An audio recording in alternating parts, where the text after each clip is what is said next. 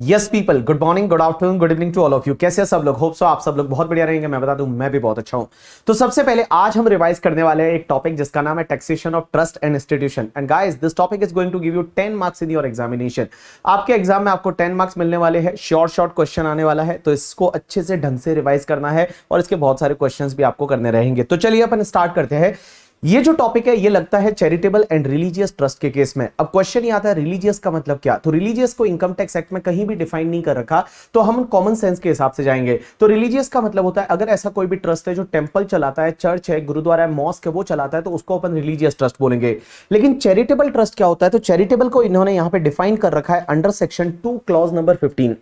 And 2 clause number 15 बोलता है कि अगर कोई भी ट्रस्ट है उसका ऑब्जेक्टिव ये होता है तो उसको अपन चैरिटेबल ट्रस्ट बोलेंगे। सबसे पहला ऑब्जेक्टिव, अगर मान लो रिलीफ ऑफ पुअर है, रिलीफ ऑफ पुअर का मतलब होता है कि गरीब लोगों को अगर रोटी, कपड़ा, मकान वगैरह ऐसा प्रोवाइड करने का ऑब्जेक्टिव है तो वो चैरिटेबल माना जाएगा। दूसरा, अगर उसका ऑब्जेक्टिव एजुकेशन है या मेडिकल रिलीफ है या फिर योगा है तो उस पर्टिकुलर केस में वो चैरिटेबल माना जाएगा। तो चैरिटेबल में क्या क्या आएगा देखो, सबसे पहला रिलीफ ऑफ पुअर, दूसरा है मेडिकल, तीसरा है एजुकेशन, फोर्थ है योगा।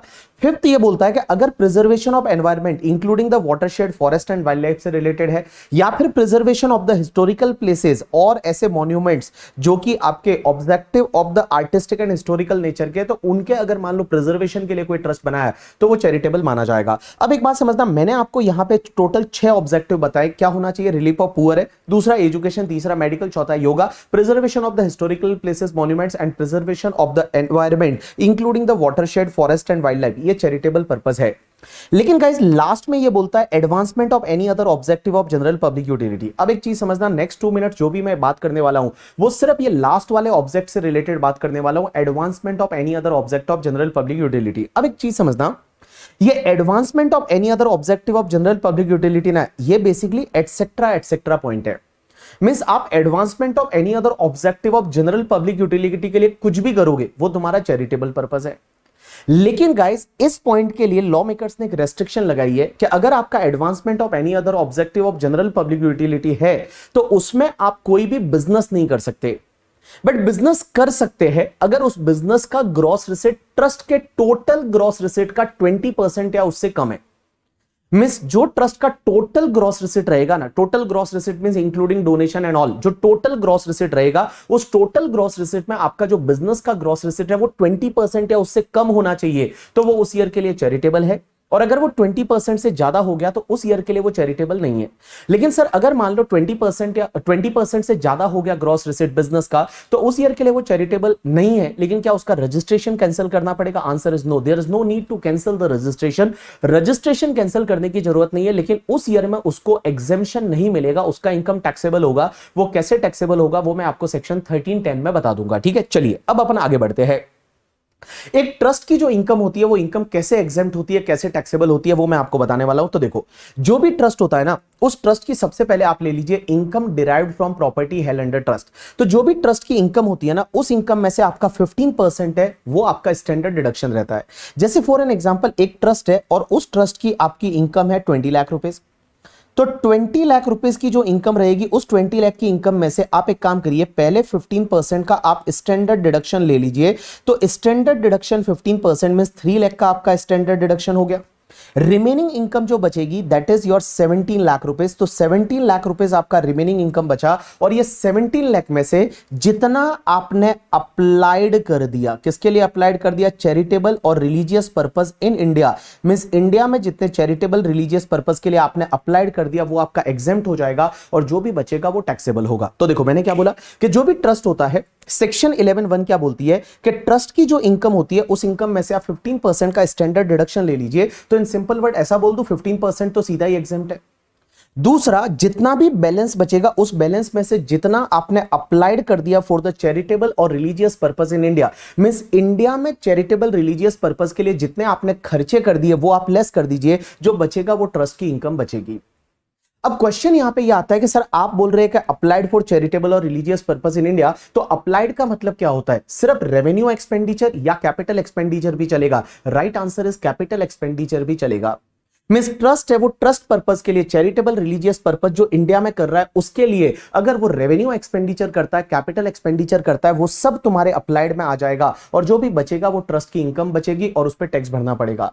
अब एक और क्वेश्चन ये आता है कि सर आप बोल रहे हो कि ट्रस्ट की इनकम जो रहेगी वो इनकम को 15%, 18%, 85% करो, लेकिन सर इनकम में क्या डोनेशन भी आएगा? आंसर इज यस, इनकम में डोनेशन भी आएगा। जो ट्रस्ट को डोनेशन मिलता है वो donation is also treated as income derived from property held under trust, और डोनेशन भी आ जाएगा। लेकिन इसमें एक चीज ध्यान रखना, इसमें कॉर्पस डोनेशन नहीं आएगा।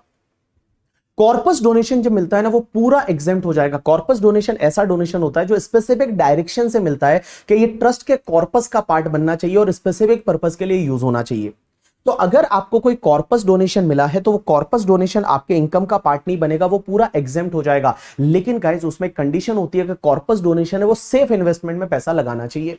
मींस कॉर्पस डोनेशन का पैसा है ना वो 11(5) में जमा होना चाहिए, मींस सेफ इन्वेस्टमेंट में जमा होना चाहिए। और अगर कॉर्पस डोनेशन आपने सेफ इन्वेस्टमेंट में जमा नहीं किया तो वो वाला कॉर्पस डोनेशन सीधा टैक्सेबल हो जाएगा @30% अंडर सेक्शन 115 BBI। ये चाहिए तो आप लिख लीजिए कि ये कॉर्पस डोनेशन अगर 11(5) में जमा नहीं होता है तो ये सेक्शन 115 BBI में टैक्सेबल हो जाता है सीधा @30%, और उस पर फिर वो 15% स्टैंडर्ड डिडक्शन वगैरह कुछ नहीं मिलता। और एक और चीज समझना, कॉर्पस डोनेशन अगर आपने कोई गलत पर्पस के लिए यूज कर दिया, जैसे कॉर्पस डोनेशन आपको मिला था कि ये भैया कॉर्पस का पार्ट बनना चाहिए, बिल्डिंग पर्पस के लिए होना चाहिए, और आपने उसको अगर गलत पर्पस के लिए यूज कर दिया तो भी वो तुम्हारे लिए क्या होगा? टैक्सेबल हो जाएगा अंडर सेक्शन 115 BBI @30%। तो देखिए मैंने क्या बोला, एक बार मैं वापस से आपको रिवाइज करा रहा हूं। देखो जो भी ट्रस्ट का इनकम होता है, income derived from property held under trust, उसमें डोनेशन भी ले लेने का। लेकिन कॉर्पस डोनेशन को छोड़ के, कॉर्पस डोनेशन है वो पूरा एग्जेम्प्ट होता है, उस पर कोई टैक्स नहीं लगता। लेकिन कॉर्पस डोनेशन अगर आपने 11(5) में डिपॉजिट नहीं किया तो वो वाला कॉर्पस डोनेशन सीधा 115 BBI में टैक्सेबल कर दीजिए @30% से। एंड कॉर्पस डोनेशन जो है वो 11(5) में जमा किया, और अगर मान लो सही जमा किया तो वो पूरा एग्जेम्प्ट हो जाएगा, उस पर कोई भी टैक्स नहीं लगेगा।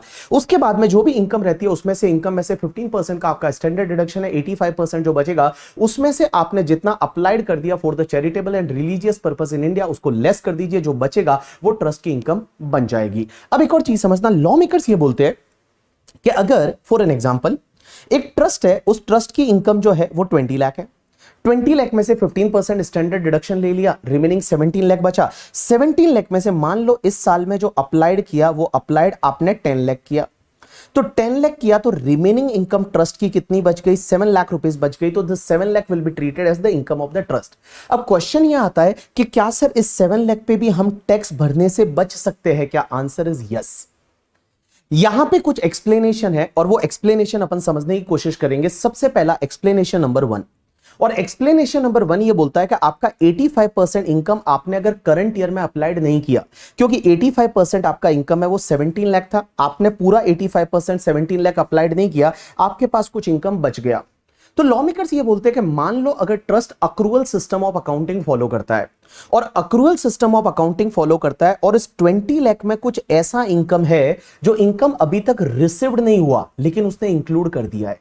जैसे फॉर एन एग्जांपल ये जो 20 लाख का इनकम है ट्रस्ट का, इस 20 लाख की इनकम में 4 लाख रुपीस ऐसा इनकम है जो अक्रूड हो गया है बट रिसीव्ड नहीं हुआ। अक्रूड हो गया है बट रिसीव्ड नहीं हुआ मींस इन सिंपल वर्ड अगर आउटस्टैंडिंग है।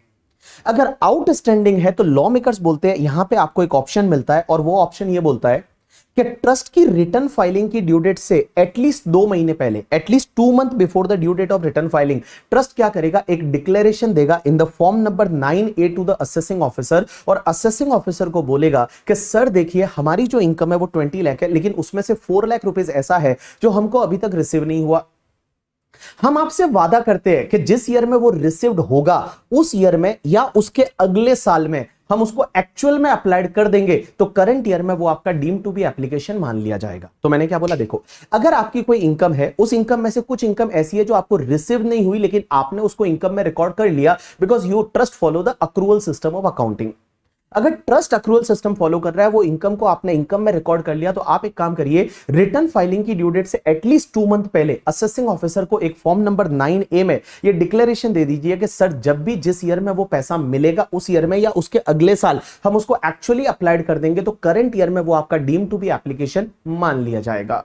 अब एक बात समझना, अगर आप ये ऑप्शन एक्सरसाइज कर लेते हैं तो जिस ईयर में वो इनकम मिलेगा उस ईयर में या उसके अगले साल में आपको एक्चुअल में अप्लाई करना पड़ेगा।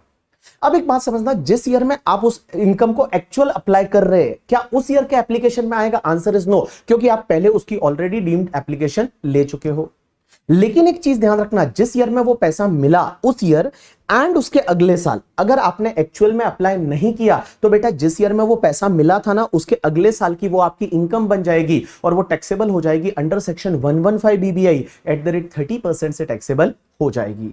अब एक बात समझना, एक्सप्लेनेशन नंबर 1 में एक और ऑप्शन ये आता है कि मान लो आप इस साल में जो इनकम है वो ड्यू टू एनी रीजन आप अप्लाई नहीं कर पाए, ड्यू टू एनी रीजन में कोई भी रीजन हो सकता है। एग्जांपल के लिए जैसे मार्च मंथ में आपको बंपर डोनेशन मिल गया। एग्जाम्पल के लिए मान लो ये हमारा ट्रस्ट है, उसकी जो टोटल इनकम है वो 20 लाख है और इस इनकम में से 15% है वो सेट असाइड कर लिया, 17 लाख बचा, हमने 10 लाख अप्लाई कर दिया, 7 लाख रुपीस को हम अप्लाइड नहीं कर पाए ड्यू टू एनी रीजन में जैसे मार्च में बंपर डोनेशन मिल गया तो हम अप्लाइड नहीं कर पाए। तो लॉ मेकर्स यहां पे ये बोलते हैं कि अगर मान लो आप इसको अप्लाइड नहीं कर पाए तो आप एक काम करिए कि रिटर्न फाइलिंग की ड्यू डेट से एटलीस्ट 2 मंथ पहले आप असेसिंग ऑफिसर को एक डिक्लेरेशन दे दीजिए इन द फॉर्म नंबर 9A कि सर हम इस इनकम को अगले साल अप्लाई कर देंगे, नेक्स्ट ईयर अप्लाई कर देंगे, तो करंट ईयर में वो आपका डीम टू बी अप्लाइड माना जाएगा। लेकिन नेक्स्ट ईयर जब आप एक्चुअल अप्लाई करेंगे तो क्या नेक्स्ट ईयर के अप्लाइड में वापस आएगा? नहीं आएगा, क्योंकि आप already deem to be applied ले चुके हैं।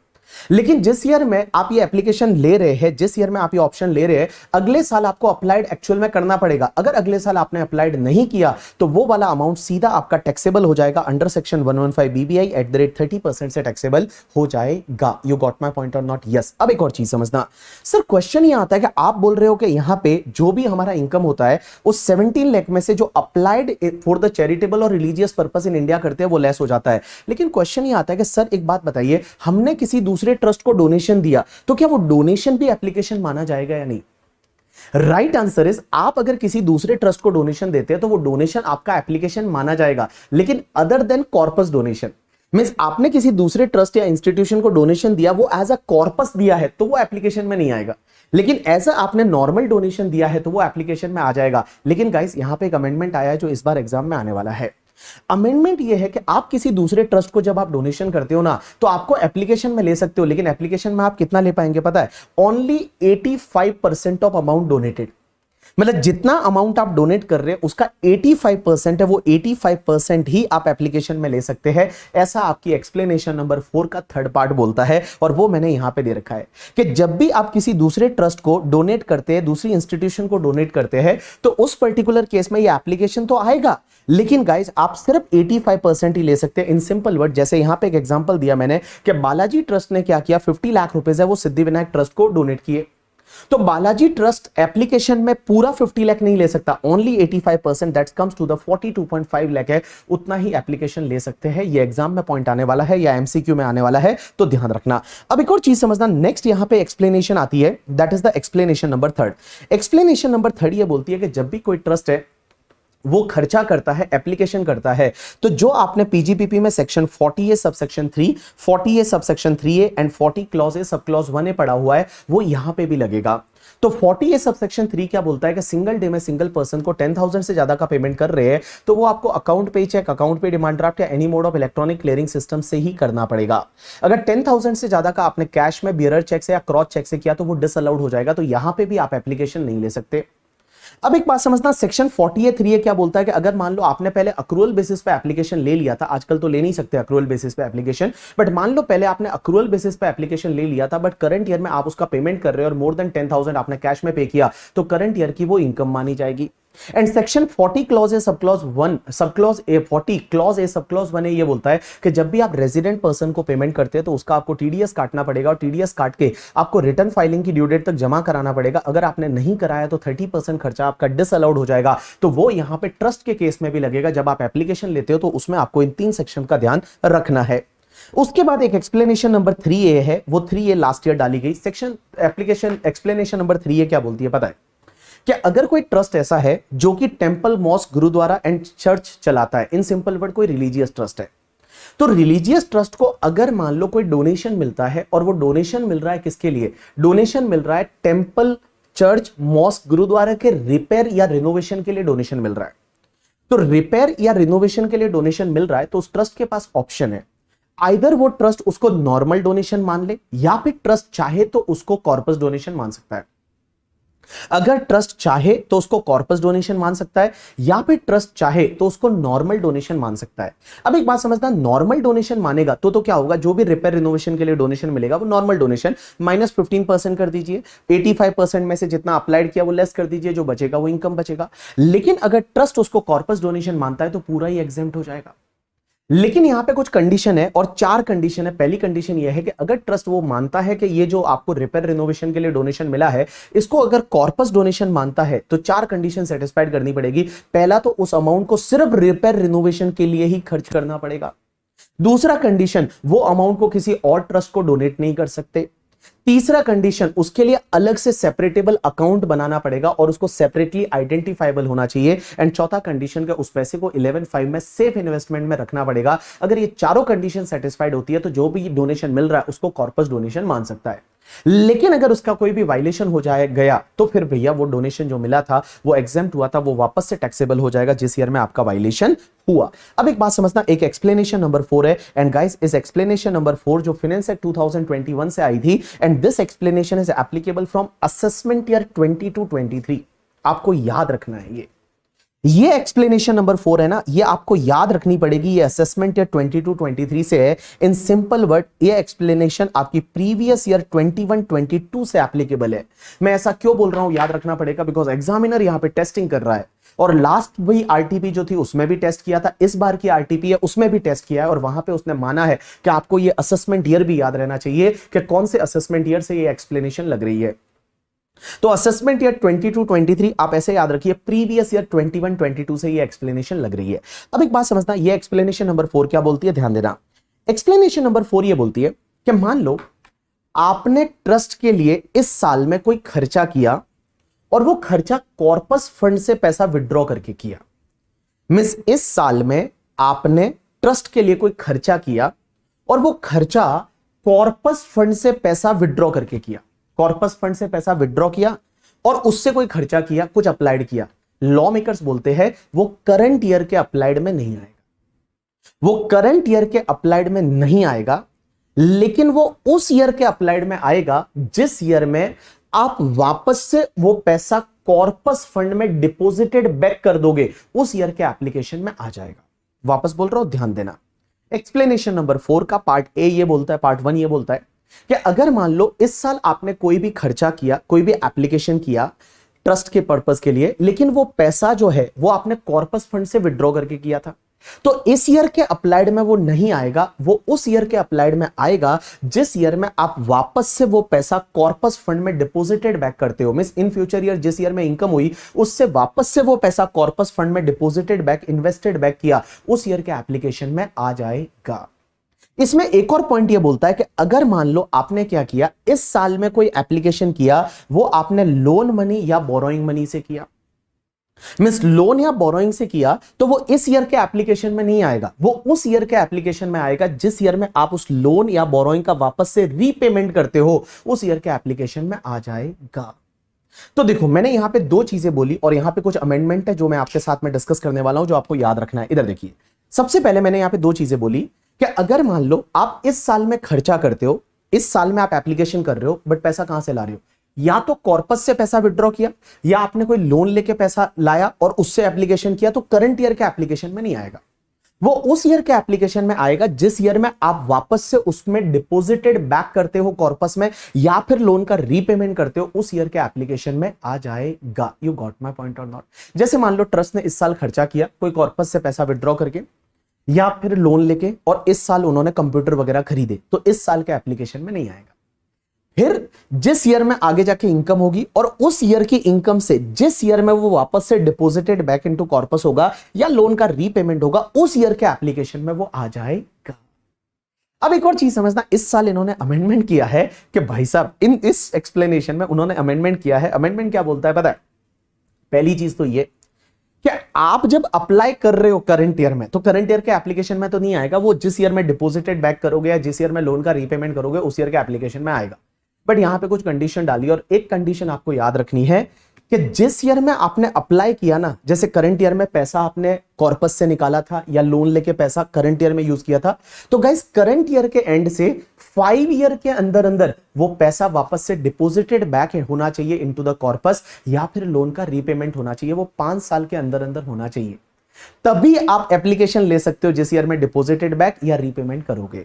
तो 5 ईयर का यहां पे एक लिमिट डाला गया है, और वो लिमिट क्या बोलता है, जैसे for an example in current year आपने कॉर्पस से पैसा विड्रॉ करके लोन लेके कुछ एप्लीकेशन किया इन द प्रीवियस ईयर 23-24, तो 23-24 के एंड से 24 का एंड होगा 31 मार्च 2024, 5 ईयर आप अगर काउंट करोगे 31 मार्च 2029, तो 29 तक आपको वो लोन को रीपेमेंट करना पड़ेगा, या फिर आप जो कॉर्पस फंड में वापस डिपॉजिटेड बैक करना पड़ेगा, तो ही आप एप्लीकेशन ले सकते हैं जिस ईयर में डिपॉजिटेड बैक या रीपेमेंट करोगे, अदरवाइज फिर वो एप्लीकेशन आपको मिलेगा ही नहीं। तो यहां पे कंडीशन क्या डाली है कि पहली चीज तो आपने जो कॉर्पस से पैसा निकाला था या लोन लेके जो पैसा यूज किया था, वो कहां पे यूज किया था, इंडिया में किसी पर्पस के लिए किया था, वो पैसा किसी और दूसरे ट्रस्ट को डोनेट नहीं किया था। उसके बाद में सेक्शन 40 क्लॉज 40A सबसेक्शन 3 या 40 clause A sub clause 1A को आपने फुलफिल किया था। वो कोई पुराना ज्यादा एप्लीकेशन को सेट ऑफ वेट ऑफ नहीं किया आपने। एंड गाइस वो पैसा किसी ट्रस्टी के लिए वगैरह यूज नहीं किया। एंड गाइस जो लोन है वो आप रीपेमेंट कर रहे हो with in 5 years from the end of the financial year in which that amount was used. तो ये सब कंडीशन सेटिस्फाइड होनी चाहिए। अब एक बात समझना, इसमें जो स्टार्टिंग की कंडीशन है ना वो तो इनबिल्ट है। यहां पे सिर्फ आपको एक कंडीशन है वो ध्यान रखनी है कि जो भी आप लोन का रीपेमेंट कर रहे हो या कॉर्पस में डिपॉजिटेड बैक कर रहे हो वो विद इन 5 ईयर होना चाहिए from the end of the year in which amount is applied from out of corpus और from the loan amount. You got my point और नॉट? यस। चलिए उसके बाद में नेक्स्ट एक्सप्लेनेशन चलते हैं, एक्सप्लेनेशन नंबर 5 पे। एक्सप्लेनेशन नंबर 5 ये बोलता है कि कभी भी ट्रस्ट का एप्लीकेशन अगर इनकम से ज्यादा हो जाता है, तो एप्लीकेशन इनकम से ज्यादा हो जाता है तो वो तो डेफिसिट आ जाएगा। तो क्वेश्चन ये आता है क्या डेफिसिट को हम कैरी फॉरवर्ड कर सकते हैं? आंसर इज नो, उसको आप कैरी फॉरवर्ड नहीं करोगे, वो आपका लैप्स हो जाएगा। फॉर एन एग्जांपल कोई ट्रस्ट है, उसका इनकम जो है वो 100 था, इसमें से 15 आपने लेस कर दिया, 85 बचा। मान लो करंट ईयर में आपने 95 का अप्लाई कर दिया, तो 95 का अप्लाई कर दिया तो यहां तो 10 तो नेगेटिव आ जाएगा, डेफिसिट आ जाएगा। तो क्या इस 10 को अगले साल के एप्लीकेशन में ले सकते हैं? आंसर इज नो, आप नहीं ले सकते, यह आपका लैप्स हो जाएगा, इसका कुछ भी नहीं हो सकता। उसके बाद एक एक्सप्लेनेशन है, दैट इज द पूरी सेक्शन 11 के लिए है, और ये एक्सप्लेनेशन आपको ध्यान देना है गाइस। यहां पे ये एक्सप्लेनेशन ऐड की थी फाइनेंस एक्ट 2022 से, एंड ये भी असेसमेंट ईयर 22-23 से लग रही है, मींस प्रीवियस ईयर 21-22 से लग रही है। ये एक्सप्लेनेशन ये बोलती है कि अब ट्रस्ट जो है ना वो खर्चे का एप्लीकेशन सिर्फ पेमेंट बेसिस पे ले सकता है, अक्रूवल बेसिस पे नहीं ले सकता। Only and only payment basis पे ले सकता है, वो भले अकाउंटिंग मेथड कौन सा भी फॉलो कर रहा है। ट्रस्ट जो है वो इनकम रिकॉग्निशन के लिए अक्रूवल सिस्टम या कैश सिस्टम फॉलो करे उसकी मर्जी, लेकिन खर्चों का डिडक्शन है वो सिर्फ पेमेंट बेसिस पे ही मिलेगा। ये एक अमेंडमेंट किया है। एग्जांपल के लिए मान लो एक ट्रस्ट है, उसने क्या किया, कोई कंप्यूटर खरीदे ऑन द 29 मार्च और 40 लाख का पेमेंट था, कंप्यूटर का बिल 40 लाख का था। Out of that suppose 30 lakh payment they made till 31 March 2024, remaining 10 lakh they made in the next year. Guys 10 lakh का डिडक्शन नेक्स्ट ईयर में मिलेगा और 40 लाख का डिडक्शन, सॉरी 30 लाख का डिडक्शन है वो करंट ईयर में मिल जाएगा। तो बड़ा सिंपल है कि गाइस नाउ आपको जो एप्लीकेशन है ना वो सिर्फ एक्चुअल पेमेंट बेसिस पे मिलेगा। अगर आपने एक्चुअल खर्चा किया तो ही आपको एप्लीकेशन मिलेगा, अदरवाइज आपको एप्लीकेशन नहीं मिलेगा। लेकिन फिर आपके मन में ये डाउट आ जाएगा कि what about sir that explanation, आपने जो एक्सप्लेनेशन नंबर 1 में बताया था कि अगर मान लो वो आउटस्टैंडिंग है तो वो वहां पे वो एक लिख के दे सकते हैं, या फिर एक ऐसा भी तो ऑप्शन था कि नेक्स्ट ईयर में अप्लाइड कर देंगे, तो क्या वो ऑप्शन स्टिल वैलिड है या नहीं? राइट आंसर इज यस, वो वैलिड है ऑप्शन। मींस एक बात बताओ, जैसे फॉर एन एग्जांपल आप पेमेंट नहीं कर पाए लेकिन आपके पास बिल आया, तो फिर आप ऑप्शन को एक्सरसाइज कर लो ना, आप ऑप्शन को एक्सरसाइज कर दो। ये जो सेकंड वाला ऑप्शन था, इस ऑप्शन को एक्सरसाइज कर दो कि सर हम अगले साल उसको एक्चुअल अप्लाइड कर लेंगे, तो करंट ईयर में वो डीम टू बी अप्लाइड माना जाएगा। तो अगर ऑप्शन ले लेते हो तो कोई दिक्कत ही नहीं है। ऑप्शन ले लेते हो, मान लो पेमेंट नहीं कर पाए तो ऑप्शन आपने एक्सरसाइज कर दिया, तो क्या चलेगा? आंसर इज यस, तो चलेगा, वो ऑप्शन है वो स्टिल वैलिड माने जाएंगे। चलिए उसके बाद एक सेक्शन आती है 11.2। 11.2 क्या बोलती है कि ट्रस्ट जो है वो मान लो 85% इनकम है वो इस साल में अप्लाइड नहीं कर पाया, बट ट्रस्ट क्या करना चाहता है, उस पैसे को एक्यूमुलेट करना चाहता है फॉर द स्पेसिफिक पर्पस के लिए। स्पेसिफिक पर्पस नॉर्मली बिल्डिंग हो सकता है, स्पेसिफिक पर्पस लाइब्रेरी हो सकता है, स्पेसिफिक पर्पस है एसी इंस्टॉल कराना हो सकता है, और उसके लिए बड़े ह्यूज खर्चे की जरूरत पड़ेगी। तो ट्रस्ट क्या करता है कि अगर ट्रस्ट है वो कुछ इनकम को स्पेसिफिक पर्पस के लिए एक्यूमुलेट करना चाहता है, तो गाइस यहां पे 11.2 का एक ऑप्शन है, और 11.2 का एक ऑप्शन ये बोलता है कि अगर ट्रस्ट का 85% इनकम इस साल अप्लाइड नहीं हो पाया और ट्रस्ट उसको एक्यूमुलेट करना चाहता है तो ट्रस्ट कर सकता है, लेकिन उसके लिए 4 कंडीशन सेटिस्फाइड करनी पड़ेगी। पहली कंडीशन यह है कि ट्रस्ट को स्पेसिफिक पर्पस लिख के देना पड़ेगा, और पर्पस जो है वो लिख के देना पड़ेगा। दूसरी कंडीशन यह है कि स्पेसिफिक पीरियड बताना पड़ेगा, and that period can be maximum 5 year. तीसरी कंडीशन है कि जो भी पैसा एक्यूमुलेट करेगा वो किसी दूसरे ट्रस्ट को डोनेट नहीं कर सकता। एंड चौथी कंडीशन यह है कि ट्रस्ट का वो पैसा है वो 11/5 के सेफ मोड में जाना चाहिए, सेफ इन्वेस्टमेंट में जाना चाहिए। अगर ये ऑल 4 कंडीशन सेटिस्फाइड कर लेता है तो ट्रस्ट को इस साल में वो इनकम है वो डीम टू बी अप्लाइड मानी जाएगी। जैसे फॉर एन एग्जांपल एक ट्रस्ट है वो टेंपल चलाता है और उसको टेंपल बनाना था, तो उसके लिए जो भी डोनेशन है वो क्या चाहता है कि मैं चाहता हूं कि उसको एक्यूमुलेट करना है, तो एक्यूमुलेट कर सकता है। उसमें 4 कंडीशन, पहली कंडीशन स्पेसिफिक पर्पस, दूसरी कंडीशन स्पेसिफिक पीरियड, तीसरी कंडीशन उस पैसे को किसी और ट्रस्ट को डोनेट नहीं कर सकते, एंड चौथी कंडीशन उसको 11/5 के सेफ मोड में डालना पड़ेगा। यहां पे एक फॉर्म फाइल करना पड़ता है, उस फॉर्म को बोला जाता है फॉर्म नंबर 10, और ये फॉर्म फाइल करना पड़ता है at least 2 month before the due date of the return filing. Return filing की ड्यू डेट से 2 महीने पहले ये फॉर्म है वो फाइल करना पड़ेगा एओ को, तो ट्रस्ट है ये एक्यूमुलेशन का बेनिफिट ले सकता है। अब यहां पे एक चीज समझना, यहां पे मैक्सिमम 5 ईयर के लिए एक्यूमुलेशन कर सकते हैं, लेकिन मान लो 5 ईयर्स के बीच में कोई कोर्ट का स्टे ऑर्डर आ गया कि चलो यहां तो मंदिर नहीं बनाओगे, या यहां तो जो है मान लो कोई बना रहा है मस्जिद बना रहा है, मस्जिद नहीं बनाओगे, और कोर्ट का ऑर्डर आ गया और कोर्ट का ऑर्डर 15 साल तक रहा, तो 15 साल तक उस पर स्टे रहा, स्टे आ गया, तो क्या वो 15 साल जो है वो तो 5 ईयर तो एक्सपायर हो जाएंगे। तो राइट आंसर है, इन्होंने बोला कि अगर कोई कोर्ट का अगर स्टे ऑर्डर आया तो जितना स्टे ऑर्डर है उतना वो 5 ईयर्स का आपका टाइम लिमिट है उससे एक्सटेंड हो जाएगा। अब एक और चीज समझना यहां पे गाइस, अगर 11(2) का वायलेशन हो गया, 11(2) का वायलेशन कब हो सकता है? सबसे पहले अगर मान लो आपने कोई पैसा जो एक्यूमुलेट किया था 11(2) में वो आपने कोई गलत पर्पस के लिए यूज कर दिया, मींस अदर पर्पस के लिए, अदर देन स्पेसिफिक पर्पस। दूसरा, अगर आपने जो 5 ईयर्स के लिए एक्यूमुलेट किया था तो उसको 5 ईयर्स में यूज नहीं किया, क्योंकि अगर 5 ईयर्स के लिए आप एक्यूमुलेट करते हो तो 5 ईयर्स में उस पैसे को यूज करना पड़ेगा। 5 ईयर्स कहां से काउंट होंगे? करंट ईयर, जिस ईयर में एक्यूमुलेशन किया उस प्रीवियस ईयर को छोड़ दो, नेक्स्ट 5 ईयर लो। अगर आपने 4 ईयर के लिए एक्यूमुलेट किया तो 4 ईयर में अप्लाइड करना है, अगर 5 ईयर के लिए किया तो 5 ईयर में, 3 ईयर के लिए किया तो 3 ईयर में।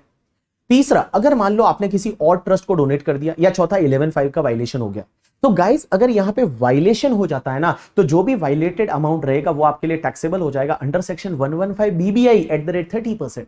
सीधा 30% से टैक्सेबल कर दो अंडर सेक्शन 115 बीबीआई। और कौन से ईयर में टैक्सेबल होगा? अगर गलत पर्पस के लिए यूज किया तो जिस ईयर में गलत पर्पस के लिए यूज किया उस ईयर में टैक्सेबल कर दो। अगर आपने 5 ईयर्स के लिए एक्यूमुलेट किया था, 5 ईयर्स में यूज नहीं हुआ तो 5th ईयर में टैक्सेबल कर दो।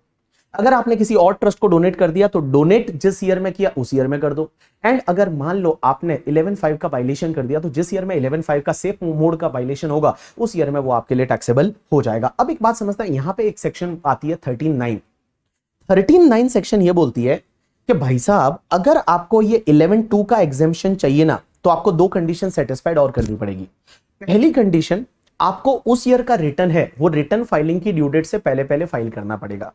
एंड ट्रस्ट का रिटर्न फाइलिंग का ड्यू डेट होता है that is the 31 October of assessment year. And दूसरी कंडीशन ये है कि उस ईयर में आप जो ये फॉर्म नंबर 10 लिख के दे रहे हो ना, ये form number 10 up to the due date of return filing आपको देना पड़ेगा। Means up to the due date of return filing आपको ये डिक्लेरेशन भी देना पड़ेगा एंड रिटर्न भी टाइम पे फाइल करना पड़ेगा। अगर ये दोनों कंडीशन सेटिस्फाइड होती है तो आपको 11(2) का बेनिफिट मिल जाएगा। मींस 11(2) का बेनिफिट कब नहीं मिलेगा? या तो आपने up to the due date of return filing declaration नहीं दिया या फिर रिटर्न टाइम पे फाइल नहीं किया। अब आपका डाउट ये रहेगा कि सर एक बात बताओ, यहां तो बोला हुआ है कि at least 2 month before the due date of return filing आपको डिक्लेरेशन देना है, लेकिन यहां पे आप बोल रहे हो कि रिटर्न फाइलिंग की ड्यू डेट तक दिया तो भी चलेगा। तो सर ये तो कॉन्फ्लिक्ट हो गया, क्योंकि यहां पे आप बोल रहे हो कि at least 2 month before the due date of return filing, तो रिटर्न फाइलिंग का due date 31 October of assessment year आता है। 2 मंथ पहले जाओगे तो 31 अगस्त आएगा। तो 31 अगस्त से पहले देना है या फिर 31 अक्टूबर से पहले देना है? तो फिर यहां पे सीबीडीटी ने एक क्लैरिफिकेशन दिया और सीबीडीटी ने एक सर्कुलर निकाला दैट इज सर्कुलर नंबर 6 2023। और सीबीडीटी ने सर्कुलर में यह बोला है कि देखो हमने लॉ में यह डाला है कि आपको 31 अगस्त से पहले पहले डिक्लेरेशन, ये वाला 10 वाला एज वेल एज द जो 9A वाला, जो 2 ऑप्शन थे ना वो आउटस्टैंडिंग वाला एंड एनी अदर रीजन वाला, वो आपको 31 अगस्त से पहले पहले एओ को देने चाहिए। लेकिन हमने ये क्यों डाला है? जिससे कि टैक्स ऑडिटर ऑडिट करता है, जब ऑडिट आप करते हो चार्टर्ड अकाउंटेंट वो 30 सितंबर को कर रहा है, तो ऑडिट करते टाइम वो उसको कंसिडर कर सके। लेकिन अगर आपने 31 अक्टूबर तक भी आपने डिक्लेरेशन दे दिया अंडर फॉर्म नंबर 9 है या फिर फॉर्म नंबर 10 तो चलेगा, हम आपको एग्जेम्पशन दे देंगे। तो कुल मिला के आज की डेट में मैं बताऊं ना, जो 2 month before the due date of return filing इस सेक्शन में जो डाला है as well as the explanation number 1 में डाला है, उसका रियल लाइफ इंप्लीकेशन नहीं है। क्योंकि लास्ट में जाके सीबीडीटी ये बोलती है कि चलो आपने रिटर्न फाइलिंग की ड्यू डेट तक भी अगर आपने डिक्लेरेशन दे दिया तो हम आपका एग्जाम्पशन डिनाई नहीं करेंगे, हम आपको एग्जाम्पशन दे देंगे। यू गॉट माय पॉइंट और नॉट? यस। चलिए नेक्स्ट सेक्शन आती है 11.4 एंड 11.4A। ये सेक्शन ये बोलती है कि ट्रस्ट कोई भी अगर बिजनेस करता है तो बिजनेस का इनकम भी एग्जेम्प्ट होगा क्या? मींस जो बिजनेस करेगा तो पीजीबीपी का इनकम आएगा। अब वो पीजीबीपी का जो नेट प्रॉफिट आता है क्या उसको भी ऐसा करेंगे 15%, 85% अप्लाइड वगैरह वैसा करेंगे क्या? उस पे भी 11-12 का एग्जाम्पशन मिलेगा या नहीं? तो यहां पे लॉ मेकर्स बोलते हैं answer is yes if that business is incidental to attainment of the main objective of the trust.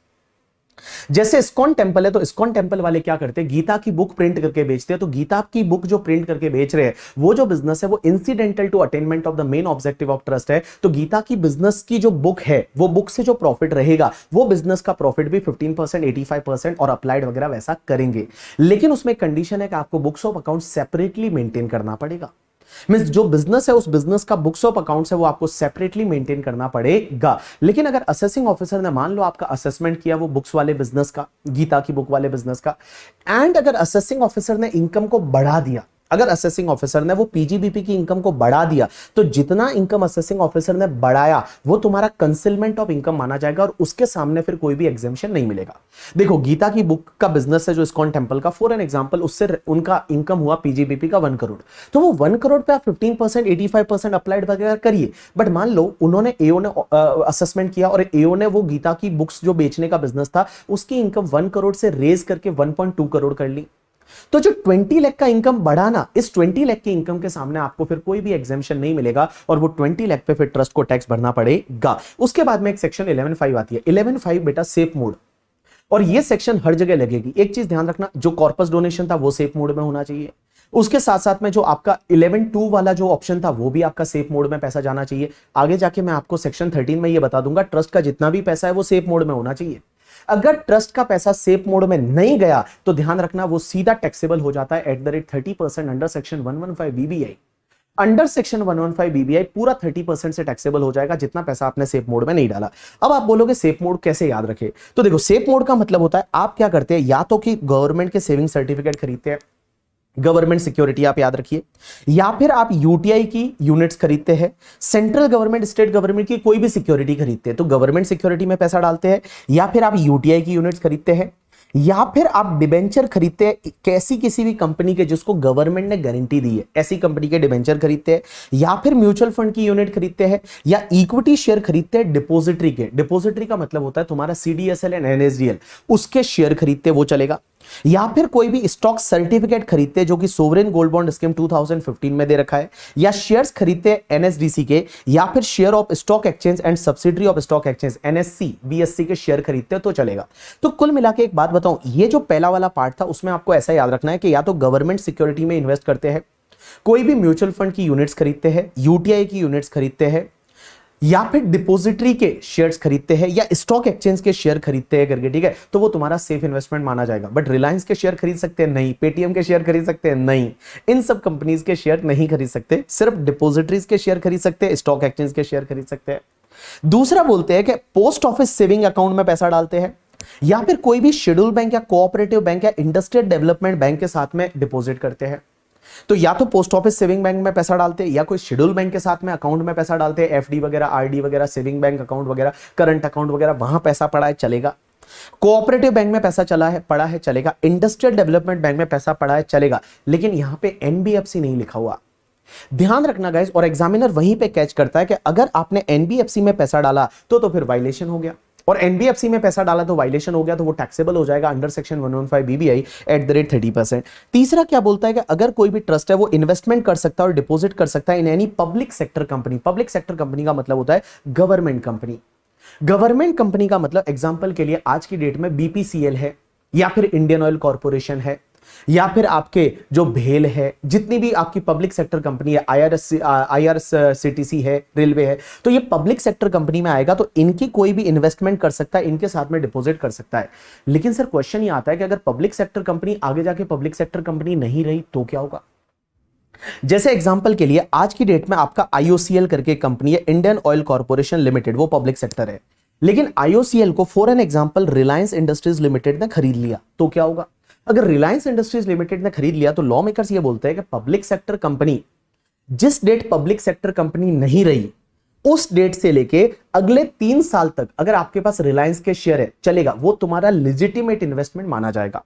Means public sector company जिस डेट को पब्लिक सेक्टर कंपनी नहीं रही उस डेट से नेक्स्ट 3 इयर्स तक अगर आपका इन्वेस्टमेंट रिलायंस में है, एज रिलायंस के शेयर होल्ड करते हो, वो लेजिटिमेट इन्वेस्टमेंट माना जाएगा। लेकिन जैसे ही 3 इयर्स एक्सपायर हो जाएगा उसके बाद इलेजिटिमेट हो जाएगा और आपके लिए इनकम टैक्सेबल हो जाएगी। मींस वो अमाउंट टैक्सेबल हो जाएगा, वायलेशन माना जाएगा 11(5) का। लेकिन अगर मान लो आपने आईओसीएल के कोई बॉन्ड्स खरीदते थे, डिवेंचर खरीदे थे, तो जब तक वो मैच्योर नहीं होते, मैच्योरिटी भले वो 3 साल के बाद है, 10 इयर्स बाद मैच्योरिटी है, वो मैच्योरिटी जब तक आएगी ना तब तक ये माना जाएगा कि आपका लेजिटिमेट इन्वेस्टमेंट है करके। ठीक है, चलिए उसके बाद में अगर आप इन्वेस्टमेंट करते हैं in the bonds of approved financial corporation या public companies providing the long term finance, जो लॉन्ग टर्म फाइनेंस प्रोवाइड करती है उन कंपनीज के जो अप्रूव फाइनेंशियल कॉर्पोरेशन या पब्लिक कंपनीज है उनके बॉन्ड्स में अगर आप इन्वेस्ट करते हैं चलेगा, या फिर इमूवेबल प्रॉपर्टी खरीदते हैं तो चलेगा। उसके बाद में एक सेक्शन 11(6) आती है, वो ये बोलती है कि अगर मान लो जब आप कोई भी असेट खरीदते हो तो असेट्स को भी तो आप अप्लाइड में ले सकते हो, और जब असेट को आप अप्लाइड में ले सकते हो तो क्या उस पर डेप्रीशिएशन अलाउ होगा? आंसर इज नो, उस पर डेप्रीशिएशन नहीं मिलेगा भाई, डबल डिडक्शन थोड़ी ले सकते हो। तो अगर कोई असेट है उसको ही आपने अप्लाइड में ले लिया तो फिर उस पर डेप्रीशिएशन है वो आपको अलाउ नहीं होगा। उसके बाद एक सेक्शन आती है 11(7). 11(7) ये बोलती है कि गाइस जब कोई ट्रस्ट है, ट्रस्ट रजिस्टर्ड है, और ट्रस्ट क्या करता है 11-12 में एग्जेम्पशन लेता है। 11-12 में एग्जामेशन लेता है। 11-12 में कैसे एग्जामेशन लेता है कि भाई 15%, 85% अप्लाइड वगैरह वैसा करता है। तो अगर कोई इनकम ऐसी है जिसपे 10 में एग्जामेशन मिलता है तो क्या 10 का एग्जामेशन ले सकता है या नहीं? जैसे मान लो आज की डेट में तो ऐसा नहीं होता, पहले डिविडेंड एग्जेम्प्ट होता था, यूटीआई म्यूचुअल फंड से इनकम होती थी वो भी एग्जेम्प्ट होती थी अंडर सेक्शन 10। तो क्या वो 10 की एग्जामेशन ले सकता है या नहीं? Answer is no. यहां पे लॉ मेकर्स ने ये बोला कि जब ट्रस्ट है वो 11 की एग्जेम्पशन ले रहा है तो 10 की सीरीज की वो कोई भी एग्जेम्पशन नहीं ले सकता, लेकिन उसके 3 एक्सेप्शन है, 3-4 एक्सेप्शन है। कौन कौन से? एक तो 10(1) का एग्जेम्पशन ले सकता है, एक 1023C का एग्जेम्पशन ले सकता है, एक 1023EC का एग्जेम्पशन ले सकता है, 1046 का एग्जेम्पशन ले सकता है, 1046A का एग्जेम्पशन ले सकता है।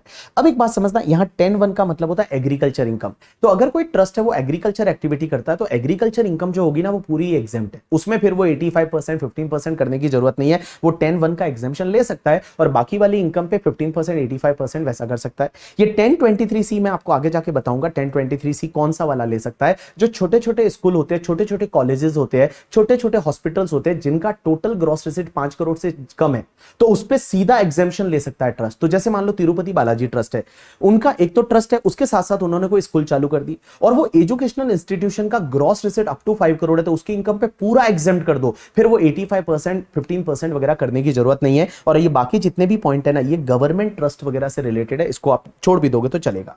तो इन सिंपल वर्ड में आपको बताऊं, अगर कोई ट्रस्ट है वो 11-12 का एग्जेम्पशन लेता है तो 11-12 की एग्जेम्पशन के साथ में वो 10 की सीरीज की कोई एग्जेम्पशन नहीं ले सकता, बट 10(1) एक तो एग्रीकल्चर इनकम पे ले सकता है, और दूसरा 1023C में आप इतना याद रखो कि जो छोटे छोटे कॉलेजेस होते हैं, छोटे छोटे स्कूल्स होते हैं, छोटे छोटे हॉस्पिटल्स होते हैं जिनका एग्रीगेट ग्रॉस रिसीट 5 करोड़ से ज्यादा नहीं है, वो पूरा एग्जेम्प्ट करा सकता है, उसका इनकम वो ले सकता है 1023C, 111AD एंड 111AE करके, जो अपन आगे जाके देखेंगे करके। ठीक है, चलिए उसके बाद में नेक्स्ट सेक्शन आती है, that is the section number 12A।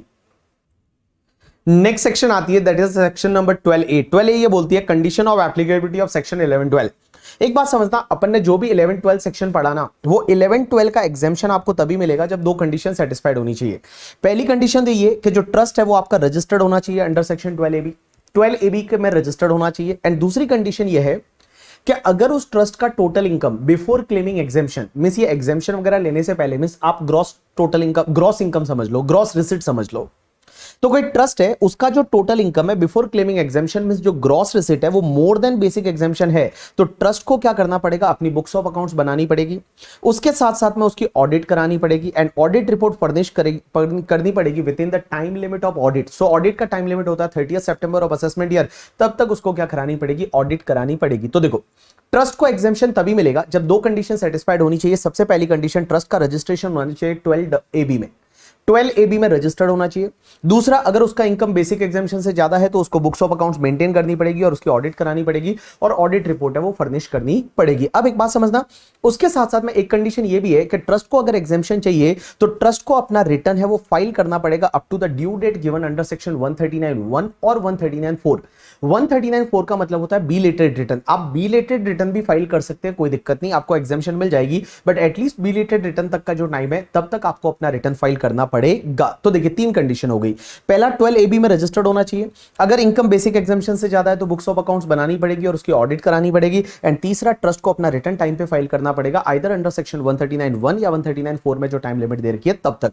अब एक बात समझना, ये ट्रस्ट का रजिस्ट्रेशन का प्रोसेस कैसे चलता है। तो रजिस्ट्रेशन का प्रोसेस से रिलेटेड इस बार शायद एग्जाम में क्वेश्चन आने का चांस मेरे को नहीं लगता, क्योंकि ये ऑलरेडी जो है बहुत सारी चीजें 1/4/2021 से ऑलरेडी हो चुकी है। तो अभी ये पहला जो पॉइंट है उस पर तो नॉर्मली क्वेश्चन नहीं आना चाहिए। अब एक बात समझना, ये क्या बोलता है गाइस, पहले जो ट्रस्ट होते थे ना वो ट्रस्ट रजिस्टर्ड हुआ करते थे अंडर सेक्शन 12A या 12AA में। अब इनको क्या बोला, सबको आपको आना पड़ेगा 12AB में। तो 12AB में इन सिंपल वर्ड इनको री रजिस्ट्रेशन कराना पड़ेगा अंडर सेक्शन 12AB में। तो क्वेश्चन ये आता है 12AB में जब उनको कन्वर्जन कराना है तो कन्वर्जन कब तक कराना है। तो लॉ मेकर्स बोलते हैं कि जो भी ट्रस्ट पुराने रजिस्टर्ड थे ऑलरेडी 12A में या 12AB में, उनको री रजिस्ट्रेशन कराना पड़ेगा अंडर सेक्शन 12AB। और 12AB में रजिस्ट्रेशन के लिए एप्लीकेशन करने का टाइम लिमिट है वो 3 month from the starting of this section. Means ये सेक्शन जब आई थी, अमेंडमेंट हुआ था 1 अप्रैल 2021 से, तो 1 अप्रैल 2021 से 3 मंथ के अंदर अंदर एप्लीकेशन करनी पड़ेगी। और 3 मंथ के अंदर अंदर एप्लीकेशन करनी पड़ेगी, मींस 30 जून 2021 तक एप्लीकेशन करनी पड़ेगी इन द फॉर्म नंबर 10A करके। बट गाइज ये जो डेट है ना इसको एक्सटेंड कर दिया सीबीडीटी ने। As per the CBDT circular इस डेट को एक्सटेंड किया गया टिल 30 सितंबर 2023 के 30 सितंबर 2023 तक वो क्या कर सकते हैं 12AA से 12AB में कन्वर्जन के लिए एप्लीकेशन कर सकते हैं। अब एक बात समझना, अगर कोई ट्रस्ट ने कन्वर्जन के लिए एप्लीकेशन किया तो यहां पे सीआईटी पीसीआईटी जो है वो उसको रजिस्ट्रेशन दे देंगे अंडर सेक्शन 12AB। बट कब तक देंगे, with in 3 month from the end of the month in which application was received. तो जिस ईयर में एप्लीकेशन रिसीव हुआ उस मंथ के, बेसिकली जिस मंथ में एप्लीकेशन रिसीव हुआ उस मंथ के एंड से 3 मंथ के अंदर अंदर उसको 12AB में रजिस्ट्रेशन करके दे देंगे। और वो रजिस्ट्रेशन 5 साल के लिए देंगे, वो रजिस्ट्रेशन 5 साल के लिए देंगे। एंड गाइस एग्जाम्पशन आपको पहले से मिल रहा है तो एग्जाम्पशन आपको मिलता रहेगा। तो देखिए बेटा, सबसे पहला पॉइंट क्या बोलता है कि जो भी तुम्हारे एग्जिस्टिंग ट्रस्ट थे जो 12A 12AA में, इनको रिकन्वर्ट करवाना पड़ेगा, अपने आप को कन्वर्ट करवाना पड़ेगा अपने आप को किस में 12AB में। एप्लीकेशन कब तक करना है, दैट इज द 30 जून 2021 तक। But as per CBDT circular उन्होंने ये टाइम लिमिट बढ़ा के 30 सितंबर 2023 तक कर दिया कि इस डेट तक आपको क्या करना पड़ेगा, कन्वर्जन के लिए एप्लीकेशन करना पड़ेगा। जिस मंथ में एप्लीकेशन किया उस मंथ के एंड से, जिस मंथ में एप्लीकेशन किया उस मंथ के एंड से 3 मंथ के अंदर अंदर उसको रजिस्ट्रेशन दे देंगे 5 ईयर के लिए। एंड विदाउट इंक्वायरी, यहां पे डिपार्टमेंट आपकी कोई भी इंक्वायरी नहीं करेगा। दूसरा, अगर आपने कोई नया ट्रस्ट बनाया, क्या बनाया, नया ट्रस्ट, अगर कोई नया ट्रस्ट बनाते हो और वो फ्रेश रजिस्ट्रेशन के लिए अप्लाई कर रहा है तो उसको एप्लीकेशन कब तक करना पड़ेगा। तो लॉ मेकर्स बोलते हैं कि देखिए अगर नया ट्रस्ट है ना तो जब उसका प्रीवियस ईयर स्टार्ट होने वाला है उस प्रीवियस ईयर से एटलीस्ट 1 मंथ पहले उसको एप्लीकेशन करना पड़ेगा। अब आप बोलोगे प्रीवियस ईयर स्टार्ट होने वाला है तो प्रीवियस ईयर का मतलब क्या 1 अप्रैल से लेंगे, answer is no.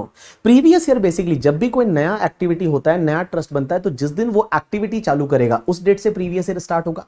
Normally previous year 1 अप्रैल से होता है, लेकिन गाइस जिस ईयर में आप नया कोई बिजनेस चालू करते हो, नया एक्टिविटी चालू करते हो, नया सोर्स ऑफ इनकम है, तो उस ईयर का प्रीवियस ईयर उस डेट से चालू होता है जिस डेट को आपका नया एक्टिविटी चालू हुआ।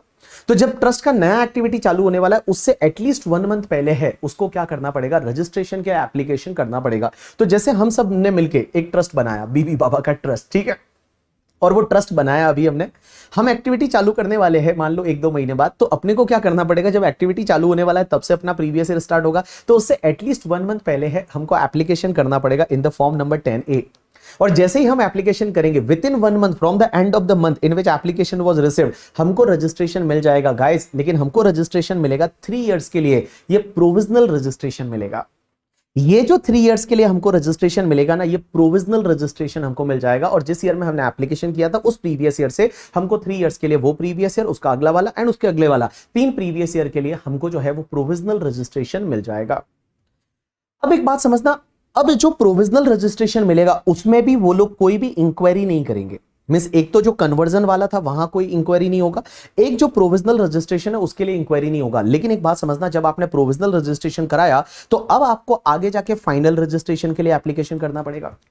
लेकिन फाइनल रजिस्ट्रेशन के लिए एप्लीकेशन कब तक करना पड़ेगा? तो गाइस फाइनल रजिस्ट्रेशन के लिए आपको एप्लीकेशन करना पड़ेगा कब तक पता है? या तो जब आपने एक्टिविटी चालू कर दी, उस एक्टिविटी चालू की उस डेट से with in the 6 month, means activity चालू की उस डेट से with in the 6 month, means activity चालू की उसके 6 महीने के अंदर अंदर, या फिर प्रोविजनल रजिस्ट्रेशन जब आपका एक्सपायर हो रहा है उससे एटलीस्ट 6 मंथ पहले। प्रोविजनल रजिस्ट्रेशन जो एक्सपायरी की डेट है एटलीस्ट 6 मंथ पहले, which ever is earlier, means दोनों में से जो अर्लियर वाला डेट रहेगा ना, तब तक आपको क्या करना पड़ेगा, यहां फाइनल रजिस्ट्रेशन के लिए अप्लाई करना पड़ेगा इन द फॉर्म नंबर 10AB। अब आप जब फाइनल रजिस्ट्रेशन के लिए अप्लाई करते हो तो with in 6 month from the end of the month in which application is received by the commissioner, वो आपको फाइनल रजिस्ट्रेशन दे देगा। लेकिन फाइनल रजिस्ट्रेशन आपको 5 इयर्स के लिए देगा, और यहां पे पूरी इंक्वायरीज वगैरह करने के बाद आपको फाइनल रजिस्ट्रेशन दिया जाएगा। लेकिन सर एक बात बताइए, क्या फाइनल रजिस्ट्रेशन हमको फ्रेश 5 इयर्स के लिए मिलेगा या इंक्लूडिंग दैट 3 प्रोविजनल रजिस्ट्रेशन वाले ईयर?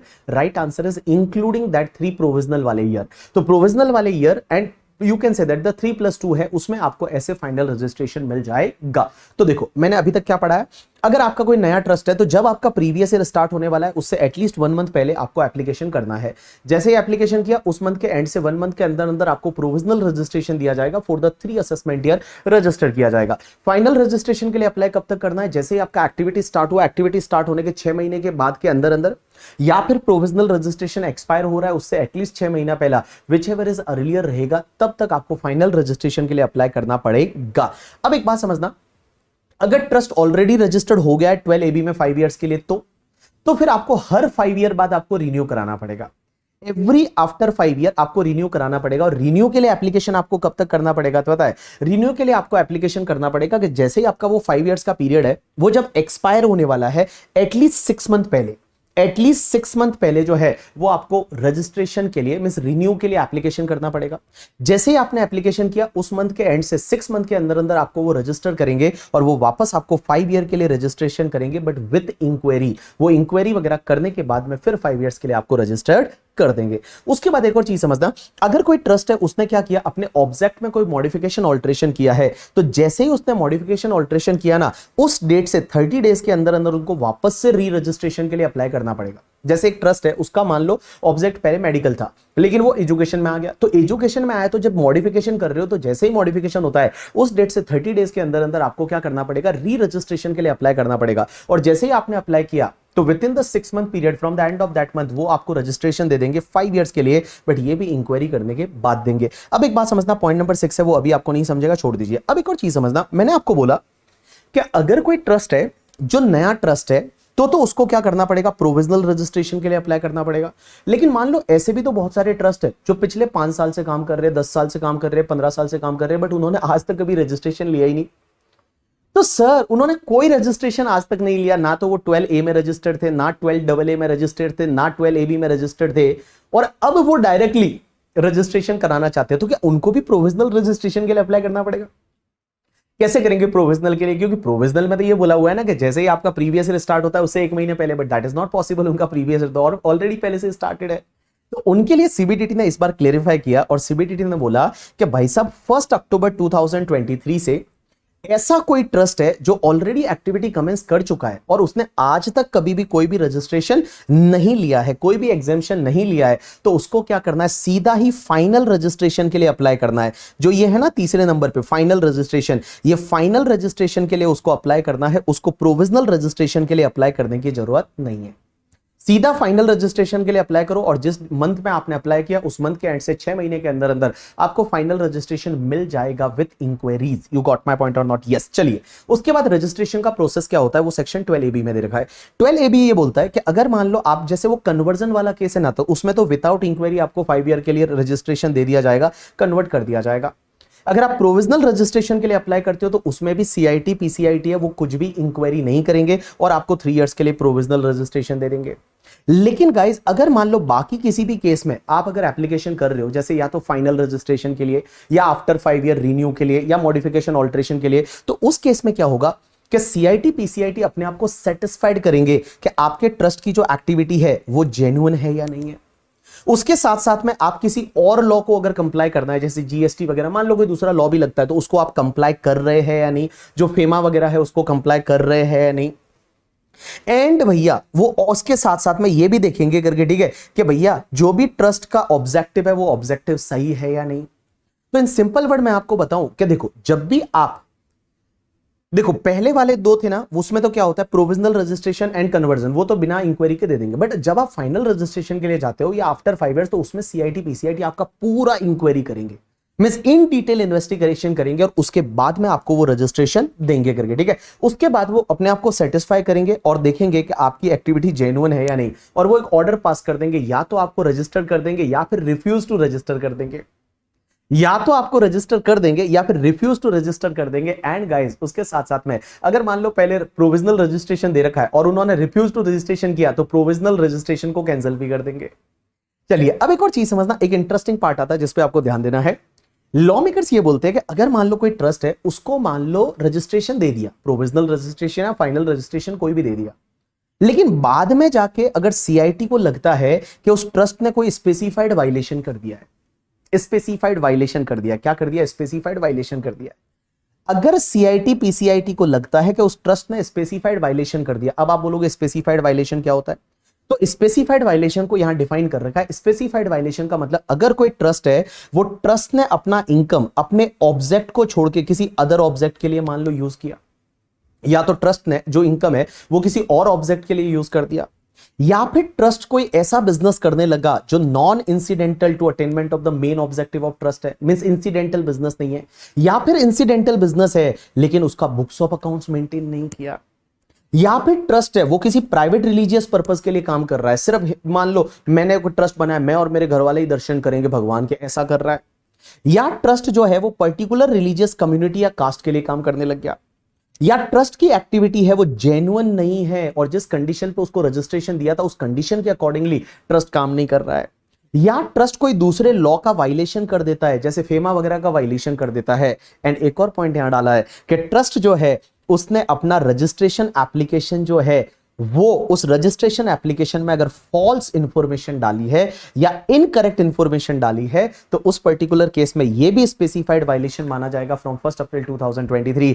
एंड गाइस कमिश्नर क्या करेगा, अगर मान लो सीआईटी पीसीआईटी को पता चलता है कि स्पेसिफाइड वायलेशन हुआ है। स्पेसिफाइड वायलेशन क्या होता है कि अगर मान लो ट्रस्ट है वो क्या कर रहा है, अपने इनकम को किसी और ऑब्जेक्ट के लिए यूज कर रहा है, या उसका वो कोई बिजनेस चालू कर देता है जो नॉन इंसिडेंटल है, या बिजनेस चालू करता है वो इंसिडेंटल है बट उसका books of account separately maintain नहीं कर रहा है, या प्राइवेट रिलीजियस पर्पस के लिए हो जाता है, या स्पेसिफिक कास्ट कम्युनिटी के लिए हो जाता है, या फिर मान लो वो जो ट्रस्ट है उसकी एक्टिविटी जेन्युइन नहीं रहती, या ट्रस्ट है वो किसी और लॉ को कंप्लाई नहीं कर रहा है, या फिर ट्रस्ट ने जो एप्लीकेशन किया था उस एप्लीकेशन में फॉल्स इंफॉर्मेशन, इनकरेक्ट इंफॉर्मेशन दी है, तो उस पर्टिकुलर केस में क्या होगा पता है, उस पर्टिकुलर केस में गाइस अगर ऐसा होता है स्पेसिफाइड वायलेशन। अब आप मुझे बोलोगे ये स्पेसिफाइड वायलेशन कैसे पता चला सीआईटी पीसीआईटी को, तो या तो सीआईटी पीसीआईटी ने खुद ने नोटिस किया, या फिर एओ जब असेसमेंट कर रहा था अंडर सेक्शन 143(3) स्क्रूटनी, तो एओ को पता चला कि ट्रस्ट ने ऐसा वायलेशन किया, तो एओ अपना केस रेफर किसको करता है, सीआईटी पीसीआईटी को, तो सीआईटी पीसीआईटी को एओ से रेफरेंस मिला है, या फिर सीआईटी पीसीआईटी को कोई सीबीडीटी की जो रिस्क मैनेजमेंट स्ट्रेटेजी है उसके हिसाब से पता चला, जो सीबीडीटी की रिस्क मैनेजमेंट स्ट्रेटेजी है उसके हिसाब से पता चला। तो उस केस में क्या होगा पता है गाइस, अगर मान लो सीआईटी पीसीआईटी को ऐसा पता चलता है, या तो खुद को पता चला, या रिस्क मैनेजमेंट स्ट्रेटेजी से पता चला, या एओ ने रेफर किया है, तो वो क्या करेगा पता है, सबसे पहले अगर उसको लगता है तो वो call for such document and information मंगवाएगा, पहले डॉक्यूमेंट इंफॉर्मेशन मंगाएगा, वो देखेगा कि स्पेसिफाइड वायलेशन हुआ है या नहीं, उसके बाद वो अपने आप को सेटिस्फाई करेगा कि स्पेसिफाइड वायलेशन हुआ है या स्पेसिफाइड वायलेशन नहीं हुआ, but after giving the opportunity of being heard. अब एक बात समझना, after giving the opportunity of being heard, अगर मान लो उसको लगता है कि स्पेसिफाइड वायलेशन हुआ है, तो वो क्या करेगा, अपॉर्चुनिटी ऑफ बीइंग हर्ड देने के बाद ट्रस्ट का रजिस्ट्रेशन कैंसिल कर देगा उस साल के लिए एंड फ्यूचर ईयर के लिए। उस साल के लिए एंड फ्यूचर ईयर के लिए वो ट्रस्ट का क्या करेगा, रजिस्ट्रेशन कैंसिल कर देगा। बट अगर उसको लगता है कि स्पेसिफाइड वायलेशन नहीं हुआ करके, ठीक है, थोड़ा बहुत गलती हुआ था, स्पेसिफाइड वायलेशन नहीं हुआ, तो भी वो ऑर्डर पास करेगा, और वो ऑर्डर पास करेगा कि भैया स्पेसिफाइड वायलेशन नहीं हुआ, तो refuse to cancel the registration का ऑर्डर पास होगा।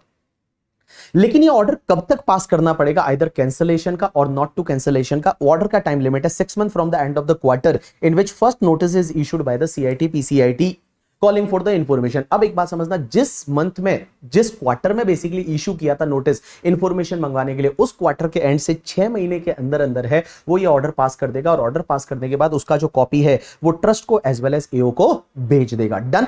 नेक्स्ट पार्ट पे चलते हैं, and that next part is a section 13(1).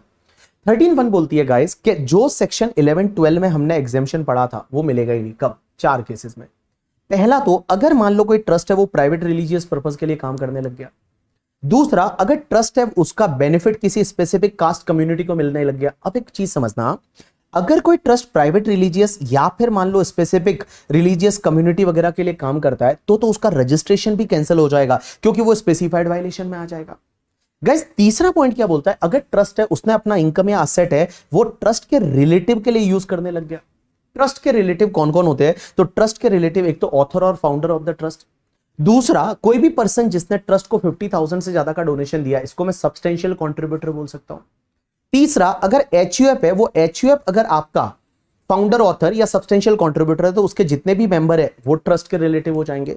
चौथा, ट्रस्टी और manager of the trust. And पांचवा गाइस, ये जितने भी लोग ऊपर कवर हुए हैं उनके जो रिलेटिव है, रिलेटिव का मतलब जो 56-10 में जो अपन ने झाड़का पढ़ा था, 56-10 में जो अपन ने चार्ट पढ़ा था, वही वाले रिलेटिव, वो रिलेटिव भी ट्रस्ट के रिलेटिव माने जाएंगे। एंड गाइस, इनका अगर किसी भी कंसर्न में सब्सटेंशियल इंटरेस्ट है तो वो कंसर्न भी रिलेटिव माना जाएगा। तो गाइस, अगर कोई ट्रस्ट है, इसने ट्रस्टी वगैरह को बेनिफिट दिया, फाउंडर वगैरह को बेनिफिट दिया, तो फिर उसको एग्जेम्पशन 11-12 का नहीं मिलेगा।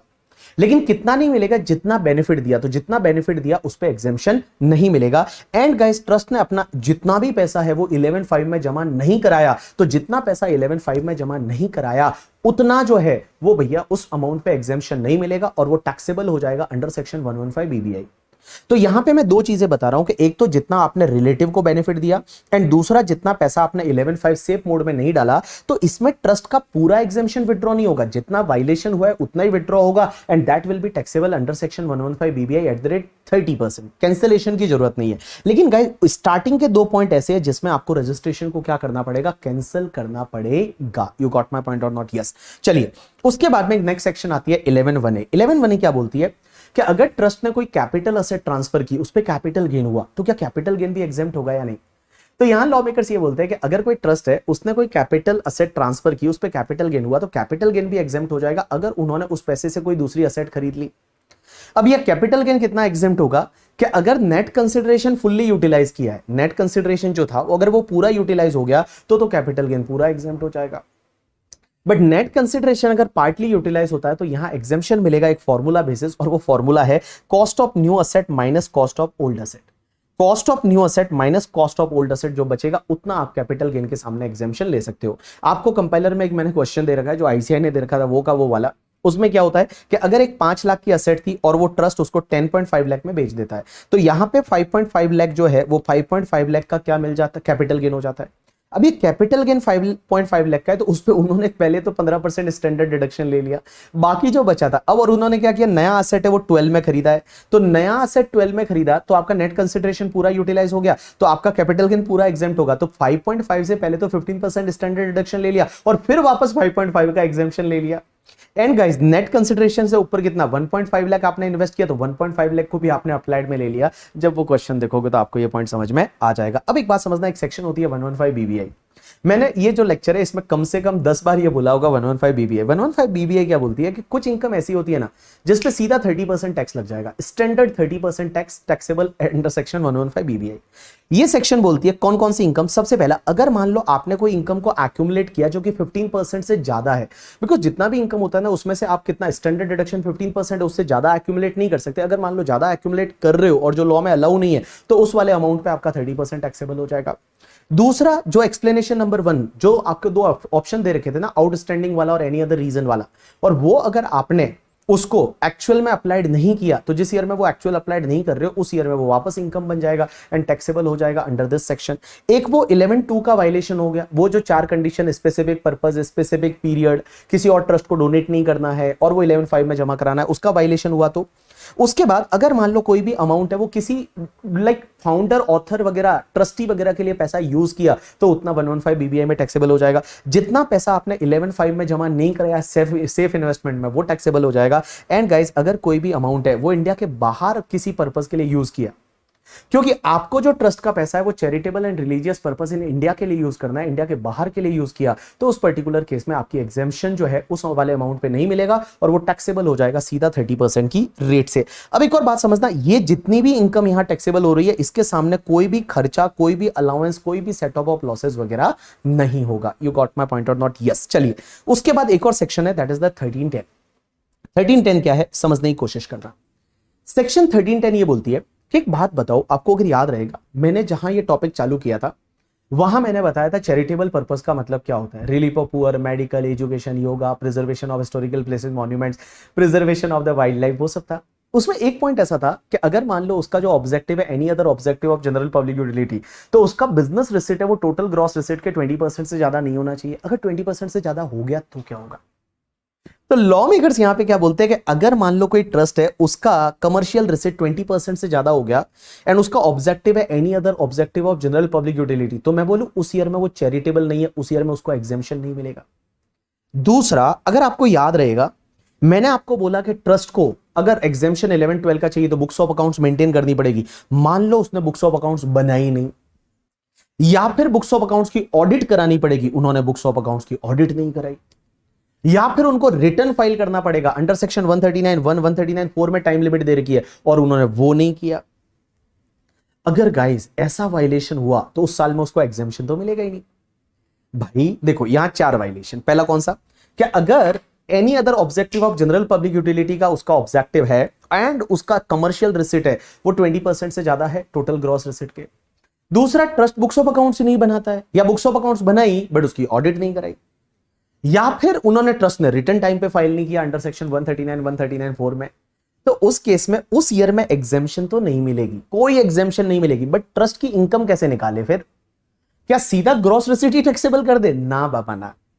फिर यहां पे लॉ मेकर्स बोलते हैं एक काम करो कि ट्रस्ट का इस साल का जितना ग्रॉस रिसिट है वो ले लो और उसमें से माइनस कर दो जितने रेवेन्यू एक्सपेंडिचर, जितने भी रेवेन्यू एक्सपेंडिचर है ट्रस्ट के वो सब माइनस कर दो, but revenue expenditure incurred for the trust purpose in India, means India में जितना रेवेन्यू खर्चा किया है वो आप लेस कर दो, जो बचेगा वो ट्रस्ट की इनकम है और उस पर ट्रस्ट को टैक्स भरना पड़ेगा। उसको 15%, 85 कुछ नहीं करना, पहले जितना ग्रॉस रिसिट है वो ले लो, माइनस कर दीजिए जितने रेवेन्यू खर्चे हैं ट्रस्ट के वो माइनस कर दीजिए, बट रेवेन्यू खर्चे जो इंडिया में इंडियन पर्पस के लिए यूज किया है, और जो बचेगा that will be treated as a trust का इनकम, जो बचेगा वो ट्रस्ट का इनकम माना जाएगा। लेकिन उसमें कुछ कंडीशन और सेटिस्फाइड करनी पड़ेगी कि जो रेवेन्यू एक्सपेंडिचर लेस होगा लेकिन वो खर्चा अगर कॉर्पस में से पैसा निकाल के किया है तो नहीं होगा, वो पैसा अगर आपने लोन लेके रेवेन्यू खर्चा किया है तो वो लेस नहीं होगा, या फिर कोई भी असेट जिसकी एक्चुअल कॉस्ट 100% डिडक्शन ले लिया था उस पर डेप्रीशिएशन ले रहे हो वो नहीं होगा करके। एंड गाइज अगर मान लो आपने किसी और ट्रस्ट को डोनेशन वगैरह दे दिया तो वो आपका रेवेन्यू एक्सपेंडिचर नहीं माना जाएगा। तो इन सिंपल वर्ड मैं आपको बताऊं, देखो अगर ट्रस्ट के 4 वायलेशन हुए, पहला क्या, वो अगर any other objective of general public utility वाला है और उसका कमर्शियल रिसिट टोटल रिसिट के 20% से ज्यादा हो गया, बुक्स ऑफ अकाउंट्स नहीं बनाया या बुक्स ऑफ अकाउंट्स की ऑडिट नहीं कराई या रिटर्न टाइम पे फाइल नहीं किया 139(1), 139(4) में, तो क्या होगा? ट्रस्ट को कोई एग्जेम्पशन तो नहीं मिलेगा, लेकिन भैया उसके केस में इनकम कैसे निकालेंगे? पहले ग्रॉस रिसिट ले लो, माइनस ऑल रेवेन्यू एक्सपेंडिचर कर दो जो इंडिया में इंकर किए हैं ट्रस्ट पर्पस के लिए। लेकिन 4 चीजें ध्यान रखना, अगर कोई कॉर्पस में से किया वो नहीं होगा लेस, कोई लोन में से किया वो लेस नहीं होगा, किसी दूसरे ट्रस्ट को डोनेट किया वो लेस नहीं होगा, एंड गाइस किसी भी एसेट पे डेप्रिसिएशन नहीं ले सकते अगर उस पे एक्चुअल कॉस्ट है वो अप्लाइड में ले चुके हैं। अब एक और चीज समझना, यहां पे section 40A subsection 3 40A subsection 3A and 40 clause A sub clause 1A को भी फॉलो करना पड़ेगा कि भाई 10,000 से ज्यादा का कैश में पेमेंट नहीं होना चाहिए। अगर मान लो पेमेंट किया रेजिडेंट को तो TDS काटना पड़ेगा, अदरवाइज 30% डिसअलाउड होगा, वो सब करना पड़ेगा। एंड इसके अलावा रेवेन्यू खर्चों के अलावा गाइस इसके सामने कोई भी डिडक्शन और नहीं मिलेगा, पुराने कोई भी लॉसेस वगैरह सेट ऑफ नहीं कर सकते, वो सब कुछ भी नहीं होगा। चलिए उसके बाद एक सेक्शन आती है 115 BBC, that is related to the anonymous donation. Anonymous donation का मतलब होता है अज्ञात दान, या हिंदी में अपन लोग इसको गुप्त दान भी बोलते हैं। अब एनोनिमस डोनेशन जब भी आपको ट्रस्ट को मिलता है तो आपको ये देखना है कि ट्रस्ट कौन सा है। अगर रिलीजियस ट्रस्ट है ना तो एनोनिमस डोनेशन को आप नॉर्मल डोनेशन मान के वो 15%, 85% अप्लाइड वगैरह वैसा कर दो। लेकिन अगर कोई भी ट्रस्ट ऐसा है जो चैरिटेबल ट्रस्ट है तो एनोनिमस डोनेशन यहां पे टैक्सेबल होगा @30%। या फिर कोई ऐसा भी तो हो सकता है कि चैरिटेबल रिलीजियस दोनों काम के लिए है, तो उस पर्टिकुलर केस में क्या होगा कि जो स्कूल के टूवर्ड्स मिला है या जो हॉस्पिटल के टूवर्ड्स मिला है, means medical and educational institution के टूवर्ड्स मिला है, वो 115 BBC में आएगा, और जो अदर वाला है वो आपके नॉर्मल प्रोविजन के हिसाब से जाएगा। तो मैंने क्या बोला, देखो रिलीजियस ट्रस्ट है तो एनोनिमस डोनेशन को नॉर्मल डोनेशन मान लो, 15%, 85% वगैरह वो सब करो, नॉर्मल डोनेशन। बट अगर चैरिटेबल ट्रस्ट है या चैरिटेबल एंड रिलीजियस है, तो चैरिटेबल रिलीजियस है तो जो एजुकेशनल इंस्टीट्यूशन और मेडिकल इंस्टीट्यूशन के टूवर्ड्स है उसको यहां पे ले लो, चैरिटेबल ट्रस्ट है तो भी यहां पे ले लो। अब एक बात समझना, एनोनिमस डोनेशन कितना टैक्सेबल होता है। तो लॉ मेकर्स बोलते हैं एक काम करो, पहले आप पूरा एनोनिमस डोनेशन जितना मिला है वो ले लो, उसमें से आप माइनस करोगे 5% of total donation and 1 lakh rupees whichever is higher. 5% of total donation and 1 lakh whichever is higher. ये जो हायर रहेगा वो लेस कर दो, जो बचेगा दैट विल बी टैक्सेबल @30%। जो बचेगा that will B taxable @30%। But आपका डाउट यह आएगा कि सर यहां पे जो लेस कर रहे हैं, ये लेस कर रहे हैं ये एग्जेम्प्ट होगा क्या? अरे गाइस ये भी टैक्सेबल होगा, बट ये फिर नॉर्मल रेट में चला जाएगा। मींस ये जो इतना आप लेस कर रहे हो ना, फिर इसको आप नॉर्मल डोनेशन के साथ ले लो और उस पे 15%, 85% अप्लाइड वगैरह वैसा आपको करना है इस वाले पे जितना लेस हो रहा है। बट गाइस जो यहां पे बैलेंस बचा था that is going to be taxable @30%। You got my point और नॉट? यस। चलिए अब एक और चीज समझना, एक सेक्शन आती है 1023C। 1023C को आप 3 पार्ट में सीखने की कोशिश करेंगे।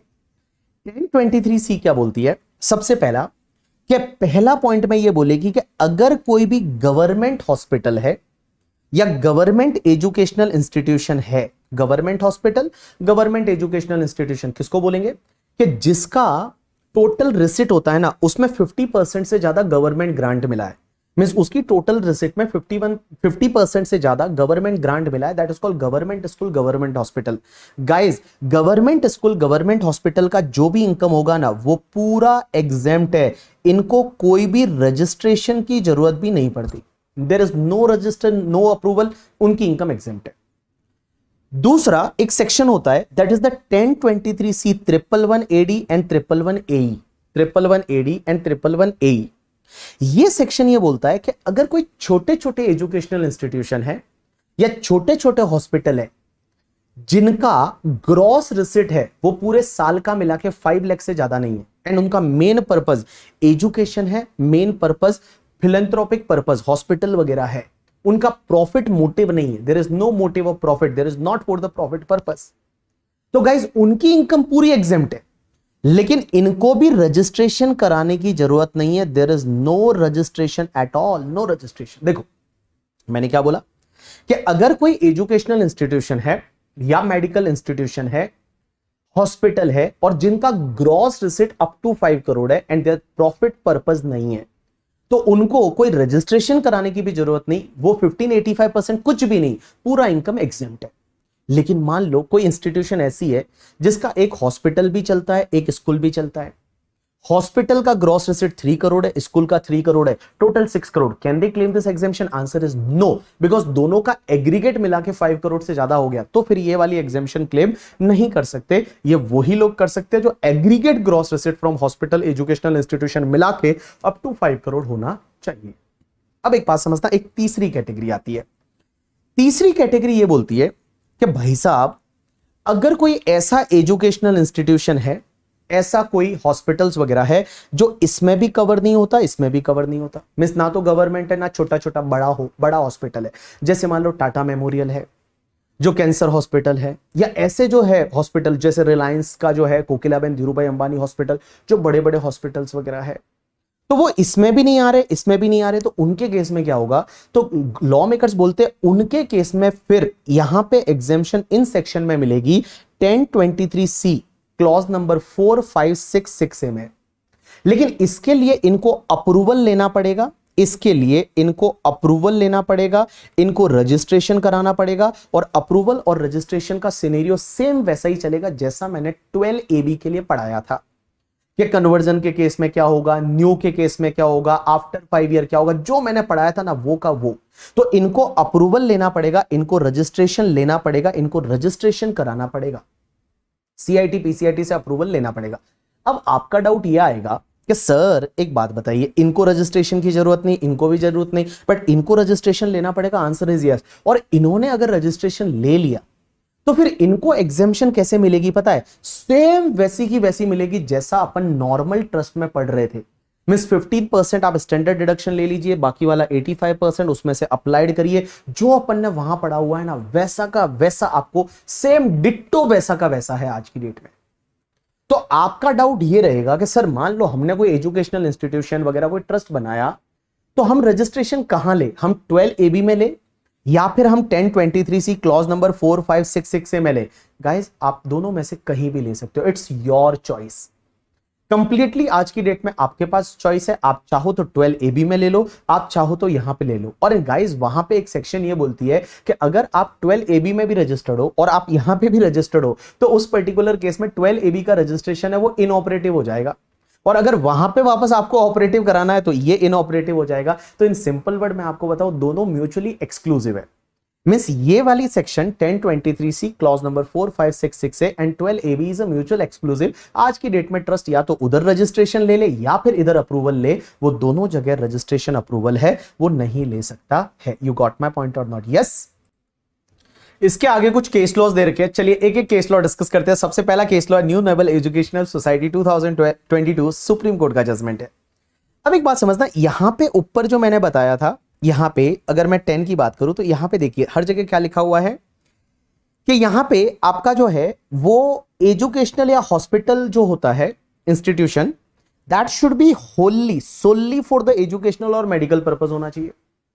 तो सोली का मतलब क्या? जैसे यहां पे क्या हुआ कि ये जो सोसाइटी था, ये जो ट्रस्ट था, ये लोग क्या करते हैं कि मान लो ये एजुकेशनल इंस्टीट्यूशन है, एजुकेशनल सर्विस प्रोवाइड कर रहे हैं तो चलेगा, उसके साथ साथ में बुक भी बेच रहे हैं तो चलेगा, अगर बुक्स वगैरह दे रहे हैं तो वो चलेगा, अगर उसके साथ में ट्रांसपोर्टेशन का फैसिलिटी है, बच्चों को घर से लेके आते हैं छोड़ते हैं, वो भी चलेगा, वो आपका एजुकेशनल माना जाएगा। लेकिन एक बात बताओ, क्या ये लोगों ने क्या किया पता है तुमको?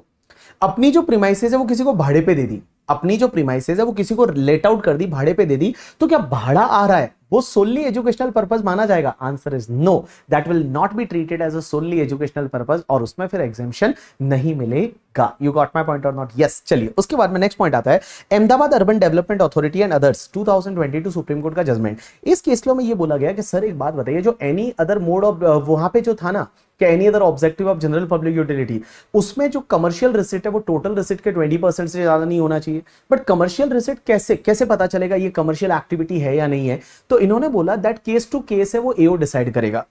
यहां पे केस टू केस है वो असेसिंग ऑफिसर डिसाइड करेगा, और असेसिंग ऑफिसर देखेगा कि ये कमर्शियल एक्टिविटी है या नहीं। अगर कमर्शियल एक्टिविटी से जो इनकम है वो अगर ग्रॉस रिसिट है वो अप टू 20% है तो वो आपका चैरिटेबल है, अदरवाइज वो चैरिटेबल नहीं माना जाएगा। उसके बाद में एक और केस लॉ है that is the Saint Peter's Educational Society 2016 Supreme court का जजमेंट। यहां पे क्या हुआ देखिए, मैं यहां पे जो 1023C मैं जो बात कर रहा हूं, मैं बोल रहा हूं एजुकेशन पर्पस होना चाहिए। अब एजुकेशन पर्पस का मतलब ऑब्वियसली 10th की डिग्री जो होती है, 12th की डिग्री है, ये सब जो होता है या कोई डिग्री डिप्लोमा रिकॉग्नाइज होता है वो एजुकेशन है। लेकिन एक इंस्टीट्यूशन है वो मान लो डिग्री डिप्लोमा दे रही है सम स्पेसिफिक फील्ड में, लाइक कम्युनिकेशन में या मास मीडिया में या एडवर्टाइजिंग में, उसमें अगर डिग्री डिप्लोमा दे रहे हैं, ट्रेनिंग दे रहे हैं, तो क्या वो भी एजुकेशनल पर्पस माना जाएगा? यानी answer is yes. Supreme court ने बोला कि यस वो भी एजुकेशनल माना जाएगा, लेकिन ऑब्वियसली उसका मेन मोटिव प्रॉफिट बनाना नहीं होना चाहिए। मेन मोटिव जो है वो प्रॉफिट बनाना नहीं होना चाहिए, तो वो भी तुम्हारा एजुकेशनल माना जाएगा। चलिए अब अपन नेक्स्ट टॉपिक पे चलते हैं जिसका नाम है एग्जिट टैक्स, या जिसको अपन बोलते हैं tax on accreted income. And guys एक चीज ध्यान रखना, एग्जाम में या तो क्वेश्चन आपको ट्रस्ट से आएगा जो अभी तक मैंने पढ़ा, या एग्जाम में आपको क्वेश्चन यहां से मिलेगा, बट 7 to 8 मार्क का क्वेश्चन आपको दोनों में से एक जगह से मिलने वाला है, ध्यान देना। चलिए अपन बात करते हैं एक्रिएटेड इनकम एंड ध्यान देना। यहां पे एक जो सेक्शन है दैट इज द 115 TD डाली गई, और ये सेक्शन यह बोलती है कि अगर कोई ट्रस्ट है तो ट्रस्ट के केस में 3 केसेस में उसका जितना भी एक्रिएटेड इनकम होगा, एक्रिएटेड इनकम का मतलब ट्रस्ट के पास जितनी असेट है ना, असेट, उन सब असेट का फेयर मार्केट वैल्यू निकाल दो, उसको बोलेंगे एक्रिएटेड इनकम, और उसकी जो टोटल रहेगी ना उस पे एमएमआर की रेट से टैक्स भरना पड़ेगा। एंड गाइस यहां पे एमएमआर होगा 34.944%, यहां पे 30% इज टैक्स रेट, 12% आपका surcharge, always 12%, and health and education cess 4%। एक चीज समझना, नॉर्मली मैक्सिमम मार्जिनल रेट है ना वो आपका 30%, 34% नहीं होता, वो ज्यादा होता है, क्योंकि 30% आप टैक्स रेट लेते हो, उसमें 25% या 37% सरचार्ज ऐड करते हो, अगर 115 बीएससी के हिसाब से तो 20%, अदरवाइज आपका 37% and 4% health and education cess add करते हो, तो वो गाइस 39% या 42 पॉइंट समथिंग परसेंट हो जाता है। लेकिन ये एक ऐसा एक्सेप्शनल केसेस है जहां पे ध्यान रखना आपका एमएमआर जो है वो 34.944% है। अब ये सेक्शन क्या बोलती है कि अगर कोई ट्रस्ट है या पे इंस्टीट्यूशन है जो कि 12 AB में रजिस्टर्ड था या फिर अप्रूव्ड था अंडर सेक्शन 1023 4 5 6 6 8। एक गाइस मैं अभी तो आपको बताया ये जो 4 5 6 6 है ना, it is similar to the आपका 12 AB सॉरी। तो एक बात बताओ, कहीं पे भी रजिस्टर्ड था, तो इन सिंपल वर्ड अगर कोई ट्रस्ट ऐसा है, कोई इंस्टीट्यूशन ऐसा है जो कि या तो 12 AB में रजिस्टर्ड था या फिर आपका 1023C clause number 4 clause number 5 6 6 में रजिस्टर्ड था, एंड गाइस अगर ये 3 केस हुए, 3 वायलेशन हुए, तो उसकी जितनी भी असेट रहेगी ना उसको एक्रिएटेड इनकम बोला जाएगा, और उस पे उसको एमएमआर की रेट से टैक्स भरना पड़ेगा। सर कौन से वायलेशन? सबसे पहला, अगर वो ट्रस्ट जो है वो कन्वर्जन हो जाता है, कन्वर्जन ऑफ द ट्रस्ट और institution into the non eligible form, means उसका कन्वर्जन हो जाता है into the non eligible form. अब आप बोलोगे नॉन एलिजिबल फॉर्म का मतलब क्या होता है? तो नॉन एलिजिबल फॉर्म का मतलब यहां पे ये जो 3 चीजें हैं उसमें से कुछ हुआ। पहला, अगर वो ट्रस्ट है उसका रजिस्ट्रेशन जो था 12 AB में या 1023C का अप्रूवल था, वो कमिश्नर कैंसिल कर देता है, सीधा कैंसिल मार देता है, कैंसिल कर दिया तो मान लिया जाएगा वो ट्रस्ट है वो नॉन एलिजिबल फॉर्म में आ गया। या फिर उन्होंने क्या किया, अपने ऑब्जेक्टिव में कुछ मॉडिफिकेशन ऑल्टरेशन कराया, एंड उस प्रीवियस ईयर में उन्होंने फ्रेश रजिस्ट्रेशन के लिए अप्लाई नहीं किया, या फिर फ्रेश रजिस्ट्रेशन के लिए अप्लाई किया था लेकिन उनका एप्लीकेशन रिजेक्ट हो गया। तो देखिए मैंने क्या बोला, देखिए ध्यान देना अच्छे से, बिकॉज यहां अमेंडमेंट भी है। यहां पे लॉ मेकर्स बोलते हैं कि 3 केसेस ऐसे हैं जिसमें जो ट्रस्ट है या इंस्टीट्यूशन जो 12 AB 1023C में रजिस्टर्ड था उसका एक्रिएटेड इनकम पे एमएमआर की रेट से टैक्स लग जाएगा। कौन से केसेस में? पहला, trust is converted into non eligible form, और यहां नॉन एलिजिबल फॉर्म का मतलब होता है कि सबसे पहला पॉइंट कि अगर उसका नॉन एलिजिबल फॉर्म का मतलब होता है, पहला, अगर उसका रजिस्ट्रेशन अप्रूवल कैंसिल कर दिया, या फिर उन्होंने मॉडिफिकेशन ऑल्टरेशन किया था अपने ऑब्जेक्टिव में, फ्रेश एप्लीकेशन किया ही नहीं रजिस्ट्रेशन के लिए उस प्रीवियस ईयर में, या फिर किया था लेकिन उनकी एप्लीकेशन रिजेक्ट हो गई। तीसरा, इस साल अमेंडमेंट हुआ है, अगर वो ट्रस्ट ने री रजिस्ट्रेशन नहीं कराया। गाइस जो 12 AB में रजिस्टर कराना है, 12AA वालों को सबको 12 AB में रजिस्टर कराना है, री रजिस्ट्रेशन कराना पड़ेगा, या फिर 1023C जो पुराने में अप्रूव थे उनको वापस से अप्रूवल कर लेना पड़ेगा, वो नहीं कराया, या फिर उन्होंने रिन्यूअल ऑफ रजिस्ट्रेशन नहीं कराया क्योंकि एवरी 5 इयर्स में अब रजिस्ट्रेशन होगा, वो नहीं कराया, या फिर उन्होंने प्रोविजनल रजिस्ट्रेशन ले लिया था लेकिन फाइनल रजिस्ट्रेशन के लिए अप्लाई नहीं किया। प्रोविजनल रजिस्ट्रेशन ले लिया था एंड फाइनल रजिस्ट्रेशन के लिए अप्लाई नहीं किया, तो गाइस यहां पे ये माना जाएगा इन केसेस में कि ट्रस्ट का कन्वर्जन हो चुका है into the non eligible form, and accreted income पे एमएमआर की रेट से टैक्स भरना है। दूसरा, अगर कोई ट्रस्ट है वो किसी ऐसे दूसरे ट्रस्ट या इंस्टीट्यूशन के साथ मर्ज हो जाता है जिसका ऑब्जेक्टिव सेम नहीं है या फिर वो रजिस्टर्ड नहीं है। अगर सेम ऑब्जेक्टिव एंड रजिस्टर्ड है उसके साथ मर्जर हुआ तो चलेगा, लेकिन अगर किसी ऐसे ट्रस्ट या इंस्टीट्यूशन के साथ मर्जर हो जाता है जिसका ऑब्जेक्टिव अलग है या फिर वो रजिस्ट्रेशन नहीं है, या फिर कोई ट्रस्ट और इंस्टीट्यूशन है उसका डिसोल्यूशन हो जाता है। गाइस अगर कोई भी ट्रस्ट या इंस्टीट्यूशन का डिसोल्यूशन होता है ना, तो डिसोल्यूशन के मंथ के एंड से 12 मंथ के अंदर अंदर वो असेट्स जो होती है वो किसी दूसरे रजिस्टर्ड ट्रस्ट या इंस्टीट्यूशन को बांटना पड़ता है। बट अगर किसी दूसरे ट्रस्ट या इंस्टीट्यूशन जो रजिस्टर्ड है उसको उन्होंने बांटा नहीं, तो उस पर्टिकुलर केस में एक्रिएटेड इनकम पे एमएमआर की रेट से टैक्स लग जाएगा। तो देखो 3 केस, पहला नॉन एलिजिबल फॉर्म में कन्वर्जन, दूसरा merger with non eligible trust, तीसरा डिसोल्यूशन के केस में डिसोल्यूशन के मंथ के एंड से 1 ईयर के अंदर अंदर उसको किसी दूसरे रजिस्टर्ड ट्रस्ट या इंस्टीट्यूशन को असेट बांटना था, वो उन्होंने नहीं बांटा। उसके बाद में नेक्स्ट पॉइंट पे चलते हैं। सर एक्रिएटेड इनकम, आप बोल रहे हो एक्रिएटेड इनकम, एक्रिएटेड इनकम, एक्रिएटेड इनकम का मतलब होगा क्या? तो एक्रिएटेड इनकम का मतलब होता है कि एक काम करिए, सबसे पहले वैल्यूएशन डेट को उस ट्रस्ट की जितनी भी असेट है उसकी फेयर मार्केट वैल्यू निकालिए, और माइनस उन असेट से रिलेटेड अगर कोई लाइबिलिटीज है, ट्रस्ट की लाइबिलिटीज है, वो आप लेस कर दीजिए, जो बचेगा दैट इज द एक्रिएटेड इनकम। तो आप एक काम करिए, सबसे पहले ट्रस्ट का aggregate fair market value of total asset, जितनी भी असेट्स है उसकी फेयर मार्केट वैल्यू निकालिए, माइनस कर दीजिए जो भी उस ट्रस्ट की लाइबिलिटी है वो माइनस कर दीजिए, जो भी बचेगा दैट इज कॉल्ड एक्रिएटेड इनकम। अब एक और चीज समझना गाइस, यहां पे जब आप ये असेट ले रहे हो एंड उससे रिलेटेड लाइबिलिटी ले रहे हो, 3 असेट्स को नहीं लेना है।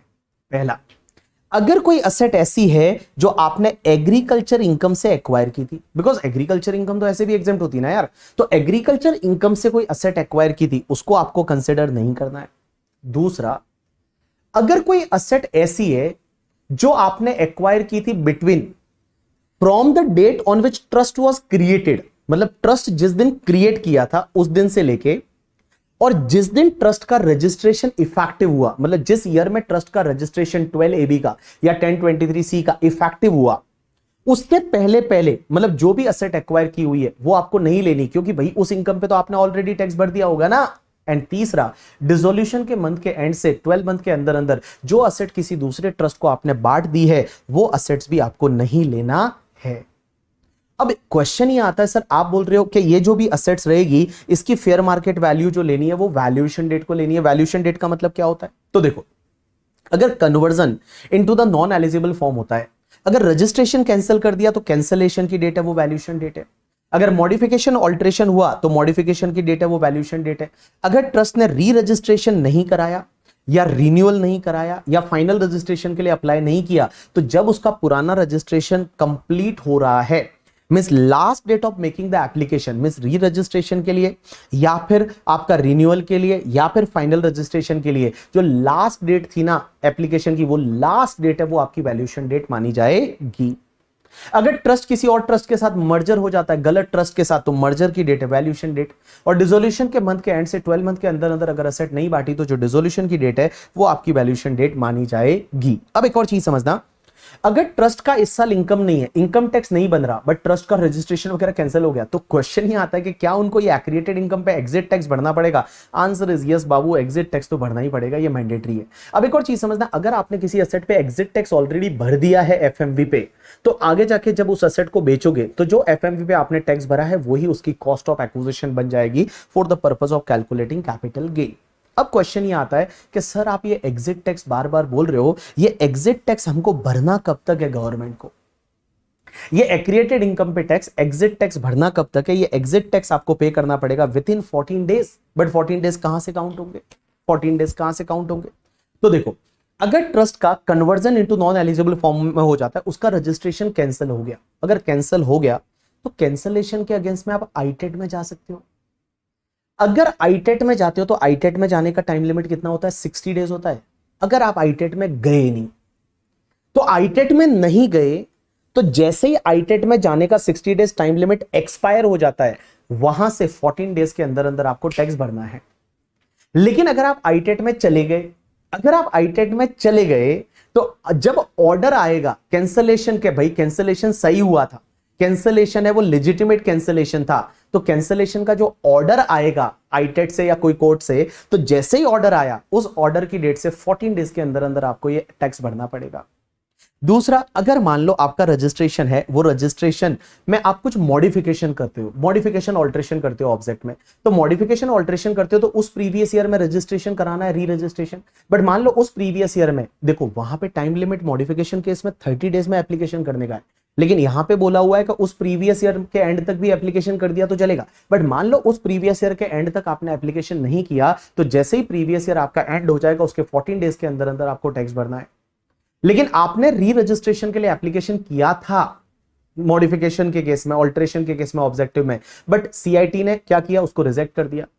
तो रिजेक्ट कर दिया तो उसके अगेंस्ट में आप आईटेट में जा सकते थे। आईटेट में जाने का टाइम लिमिट 60 डेज होता है। अगर 60 डेज कंप्लीट हो गया और आप आईटेट में नहीं गए तो जैसे ही वो 60 डेज कंप्लीट हुआ उसके 14 डेज के अंदर अंदर आप टैक्स भर दीजिए। अगर आप आईटेट में चले गए और वहां से ऑर्डर आया अप्रूवल का कि आपका तो रिजेक्शन वैलिडेट है, होना ही चाहिए था, रिजेक्शन लेजिटिमेट है, तो रिजेक्शन का ऑर्डर आया अप्रूव्ड ऑफ रिजेक्शन का, तो ऑर्डर की डेट से 14 डेज के अंदर अंदर आप टैक्स भर दीजिए। अगर आप यहां पे क्या करते हैं पता है, अगर आप यहां पे एप्लीकेशन नहीं करते हैं री रजिस्ट्रेशन का या फिर रीन्यूअल का या फिर फाइनल रजिस्ट्रेशन का, तो गाइस जिस ईयर में आपको करना था एप्लीकेशन, उस ईयर के एंड से 14 डेज के अंदर अंदर आपको ये टैक्स भरना पड़ेगा। मर्जर हो जाता है किसी दूसरे ट्रस्ट के साथ जो कि गलत है, तो भैया मर्जर की डेट से 14 डेज के अंदर अंदर, और अगर डिसोल्यूशन हो जाता है तो डिसोल्यूशन के केस में जिस मंथ में डिसोल्यूशन हुआ उस मंथ के एंड से 12 मंथ तक आपको असेट डिस्ट्रीब्यूट करनी थी दूसरे ट्रस्ट को। 12 मंथ जैसे ही कंप्लीट हो जाता है उसके 14 डेज के अंदर अंदर आपको एक्रिएटेड इनकम पे टैक्स भरना पड़ेगा।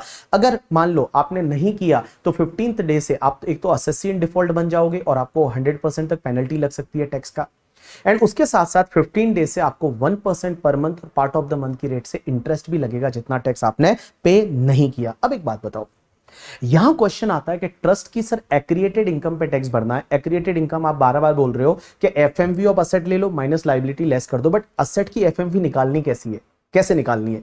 तो आप एक काम करो, ट्रस्ट जो है ना उसका बैलेंस शीट पकड़ो वैल्यूएशन डेट का, और वैल्यूएशन डेट का बैलेंस शीट लेके सबसे पहले असेट साइड में चले जाओ।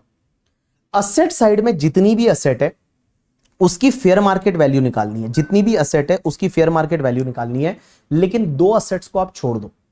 एक तो जो भी तुम्हारा इनकम टैक्स है, टीडीएस टीसीएस एडवांस टैक्स है उसको छोड़ दो, एंड दूसरा unamortised amount of deferred revenue expenditure है उसको छोड़ दो। टीडीएस टीसीएस एडवांस टैक्स छोड़ना है, बट अगर मान लो कोई इनकम टैक्स रिफंड बनता है तो रिफंड आपका असेट माना जाएगा। तो पहला तो क्या बोला, टीडीएस टीसीएस एडवांस टैक्स को छोड़ दो, और दूसरा जो डेफर्ड रेवेन्यू एक्सपेंडिचर है उसको छोड़ दो। अब आपका क्वेश्चन ही आता है कि सब असेट्स हमको लेना है इन दो को छोड़ के, बट असेट की एफएमवी कैसे निकाले? तो सबसे पहला, अगर मान लो आपके पास कोटेड शेयर है, जैसे कोई ट्रस्ट है बीबी पापा का ट्रस्ट, और उनके पास में फॉर एन एग्जांपल कोई कोटेड शेयर है, जैसे इंडियन ऑयल कॉर्पोरेशन के शेयर है, बीपीसीएल के शेयर्स है, कोल इंडिया के शेयर्स है, कोटेड शेयर है, तो सर उसकी वैल्यू कैसे निकाले? तो वैल्यूएशन डेट को आपको क्या करना है कि एवरेज लेना है लोएस्ट और हाईएस्ट प्राइस का। हाईएस्ट और लोएस्ट कितना था रिकॉग्नाइज्ड स्टॉक एक्सचेंज में, उसका एवरेज ले लो। लेकिन अगर वैल्यूएशन डेट को ट्रेडिंग नहीं हुआ तो लास्ट ट्रेडिंग सेशन जो था उसका एवरेज क्या था वो ले लो। अब एक बात समझना, ये तो बात हो गई कोटेड शेयर एंड सिक्योरिटी। अब अनकोटेड का क्या होगा? अनकोटेड में इक्विटी शेयर को एक बार के लिए छोड़ दो, बाकी जो अनकोटेड शेयर है या अनकोटेड सिक्योरिटी है उसका क्या होगा? अनकोटेड इक्विटी शेयर को छोड़ के अनकोटेड प्रेफरेंस शेयर है या अनकोटेड डिबेंचर बॉन्ड्स वगैरह है, उसके केस में क्या करना है? तो लॉ मेकर्स बोलते हैं उसके केस में आप एफएमवी निकलवा दो वैल्यूएशन वैल्यूअर से, रजिस्टर्ड वैल्यूअर से।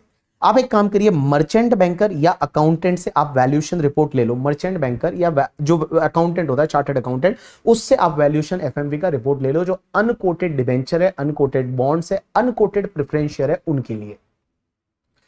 उसके बाद में जो भी इमूवेबल प्रॉपर्टी है उनके लिए आप एक काम करो, एसडीवी और fair market value whichever is higher, means जो भी इमूवेबल प्रॉपर्टी है उसका स्टैम्प ड्यूटी वैल्यू और fair market value whichever is higher ले लो। अब ये बिजनेस अंडरटेकिंग के केस में क्या करना है, थोड़ी देर के लिए रुक जाओ। उसके बाद एनी अदर असेट, जैसे आपका डेटर्स है, ठीक है, डेटर्स है या फिर बिल्स रिसीवेबल है या और कोई बैंक बैलेंस है, तो उसका क्या करो, आप एफएमवी निकाल दो वैल्यूएशन डेट को। तो देखो मैंने क्या किया, ट्रस्ट जो था उस ट्रस्ट की पहले असेट साइड को पकड़ा। ट्रस्ट जो है उसकी असेट साइड को पकड़ा। असेट में आपको क्या क्या नहीं लेना, एक तो टीडीएस टीसीएस एडवांस टैक्स नहीं लेना, डेफर्ड रेवेन्यू एक्सपेंडिचर नहीं लेना, बाकी सब असेट की फेयर मार्केट वैल्यू निकालो। कोटेड शेयर एंड सिक्योरिटी के केस में आप एवरेज ले लो हाईएस्ट लोएस्ट का वैल्यूएशन डेट को। दूसरा, अनकोटेड इक्विटी शेयर के लिए थोड़ी देर के लिए रुक जाओ। दूसरा, unquoted other security other than equity share, उसके लिए एफएमवी निकलवाओ मर्चेंट बैंकर या अकाउंटेंट से।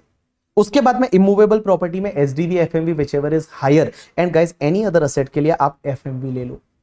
लेकिन सर एक बात बताओ, अगर यहां पे कोई अनकोटेड शेयर है तो उसका क्या करेंगे? अनकोटेड शेयर एग्जांपल लेता हूं, जैसे मान लो तिरुपति बालाजी ट्रस्ट है, और तिरुपति बालाजी ट्रस्ट है वो गवर्नमेंट कंपनी के शेयर तो खरीद ही सकता है। बहुत सारी गवर्नमेंट की कंपनी ऐसी है जो अनकोटेड है। एग्जांपल के लिए जैसे आज की डेट में तो ऐसा नहीं है, बट आपको पता है पहले एयर इंडिया जो है वो एयर इंडिया जो गवर्नमेंट की कंपनी थी बट अनलिस्टेड थी।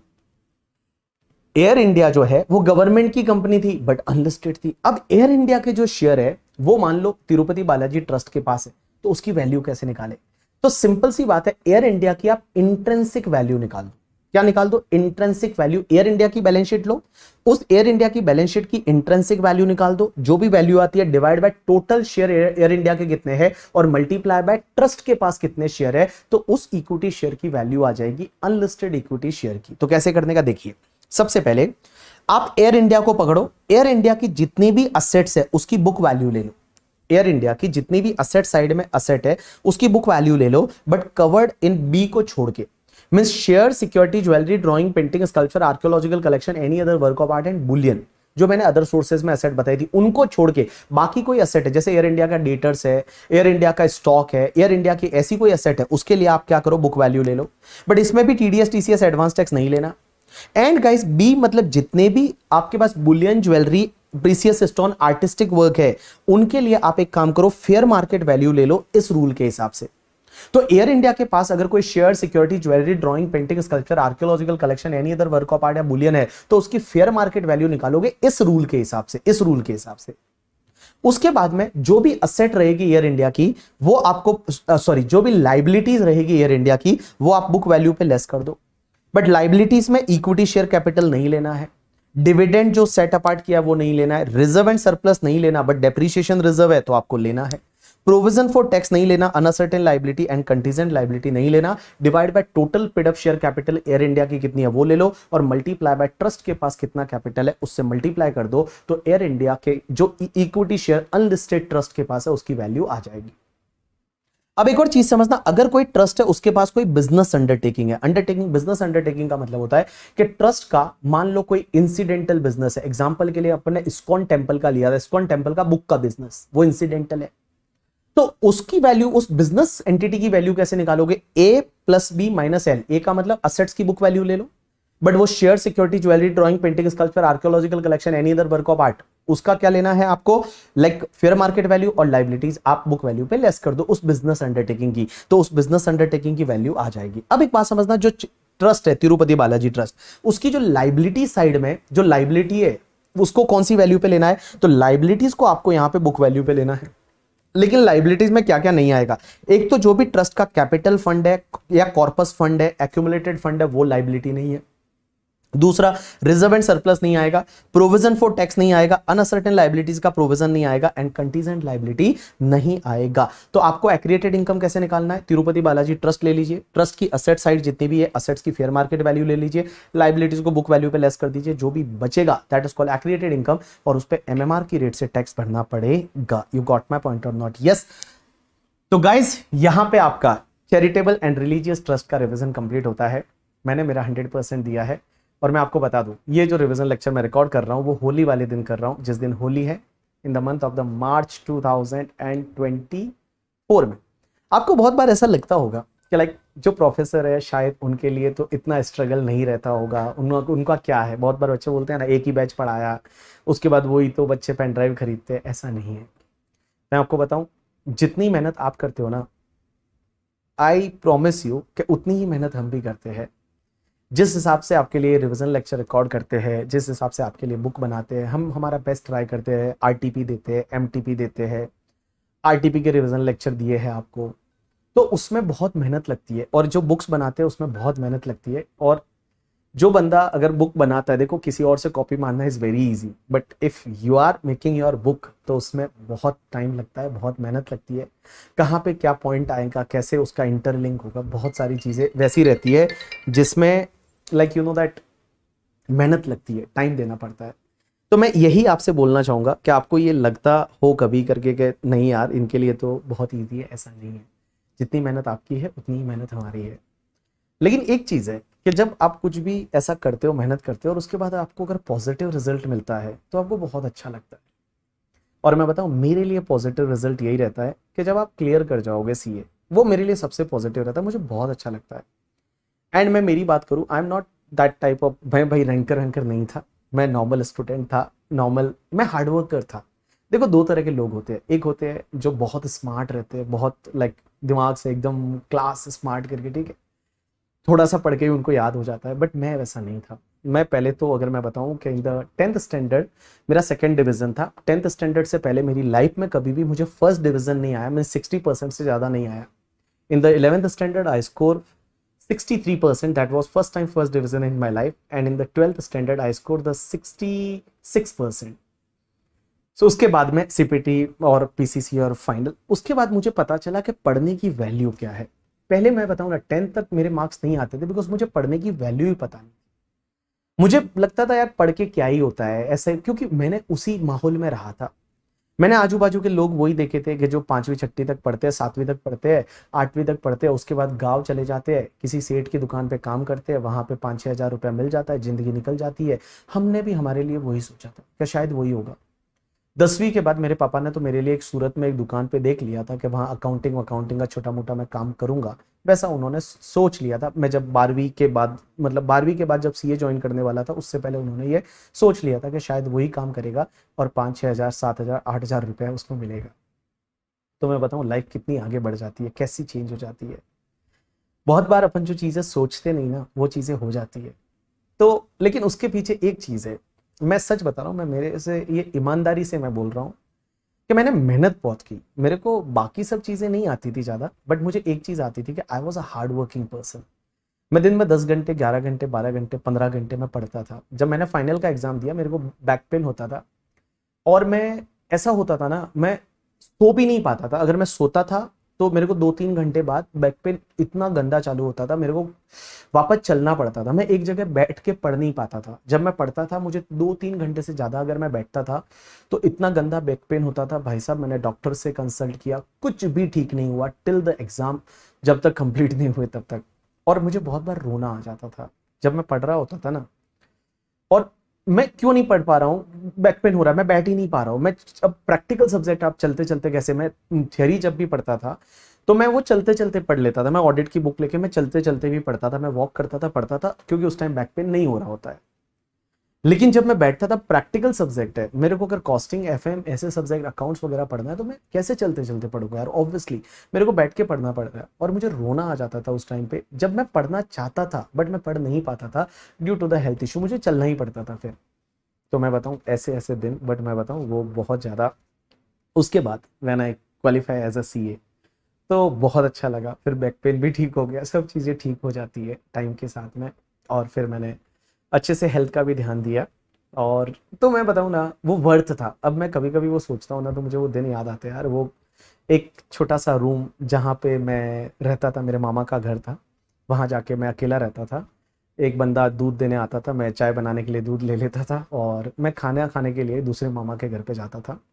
तो वैसे मैंने 4 महीने लास्ट में ऐसे गुजारे। ना कोई सोशल मीडिया था उस टाइम, तो था भी नहीं सोशल मीडिया, था भी तो वो ऑर्कुट हुआ करता था। बट वो ऑर्कुट वो कैसे चलता था, इतना अच्छा नेट भी नहीं था, ना मैसेजेस थे, ना व्हाट्सअप था।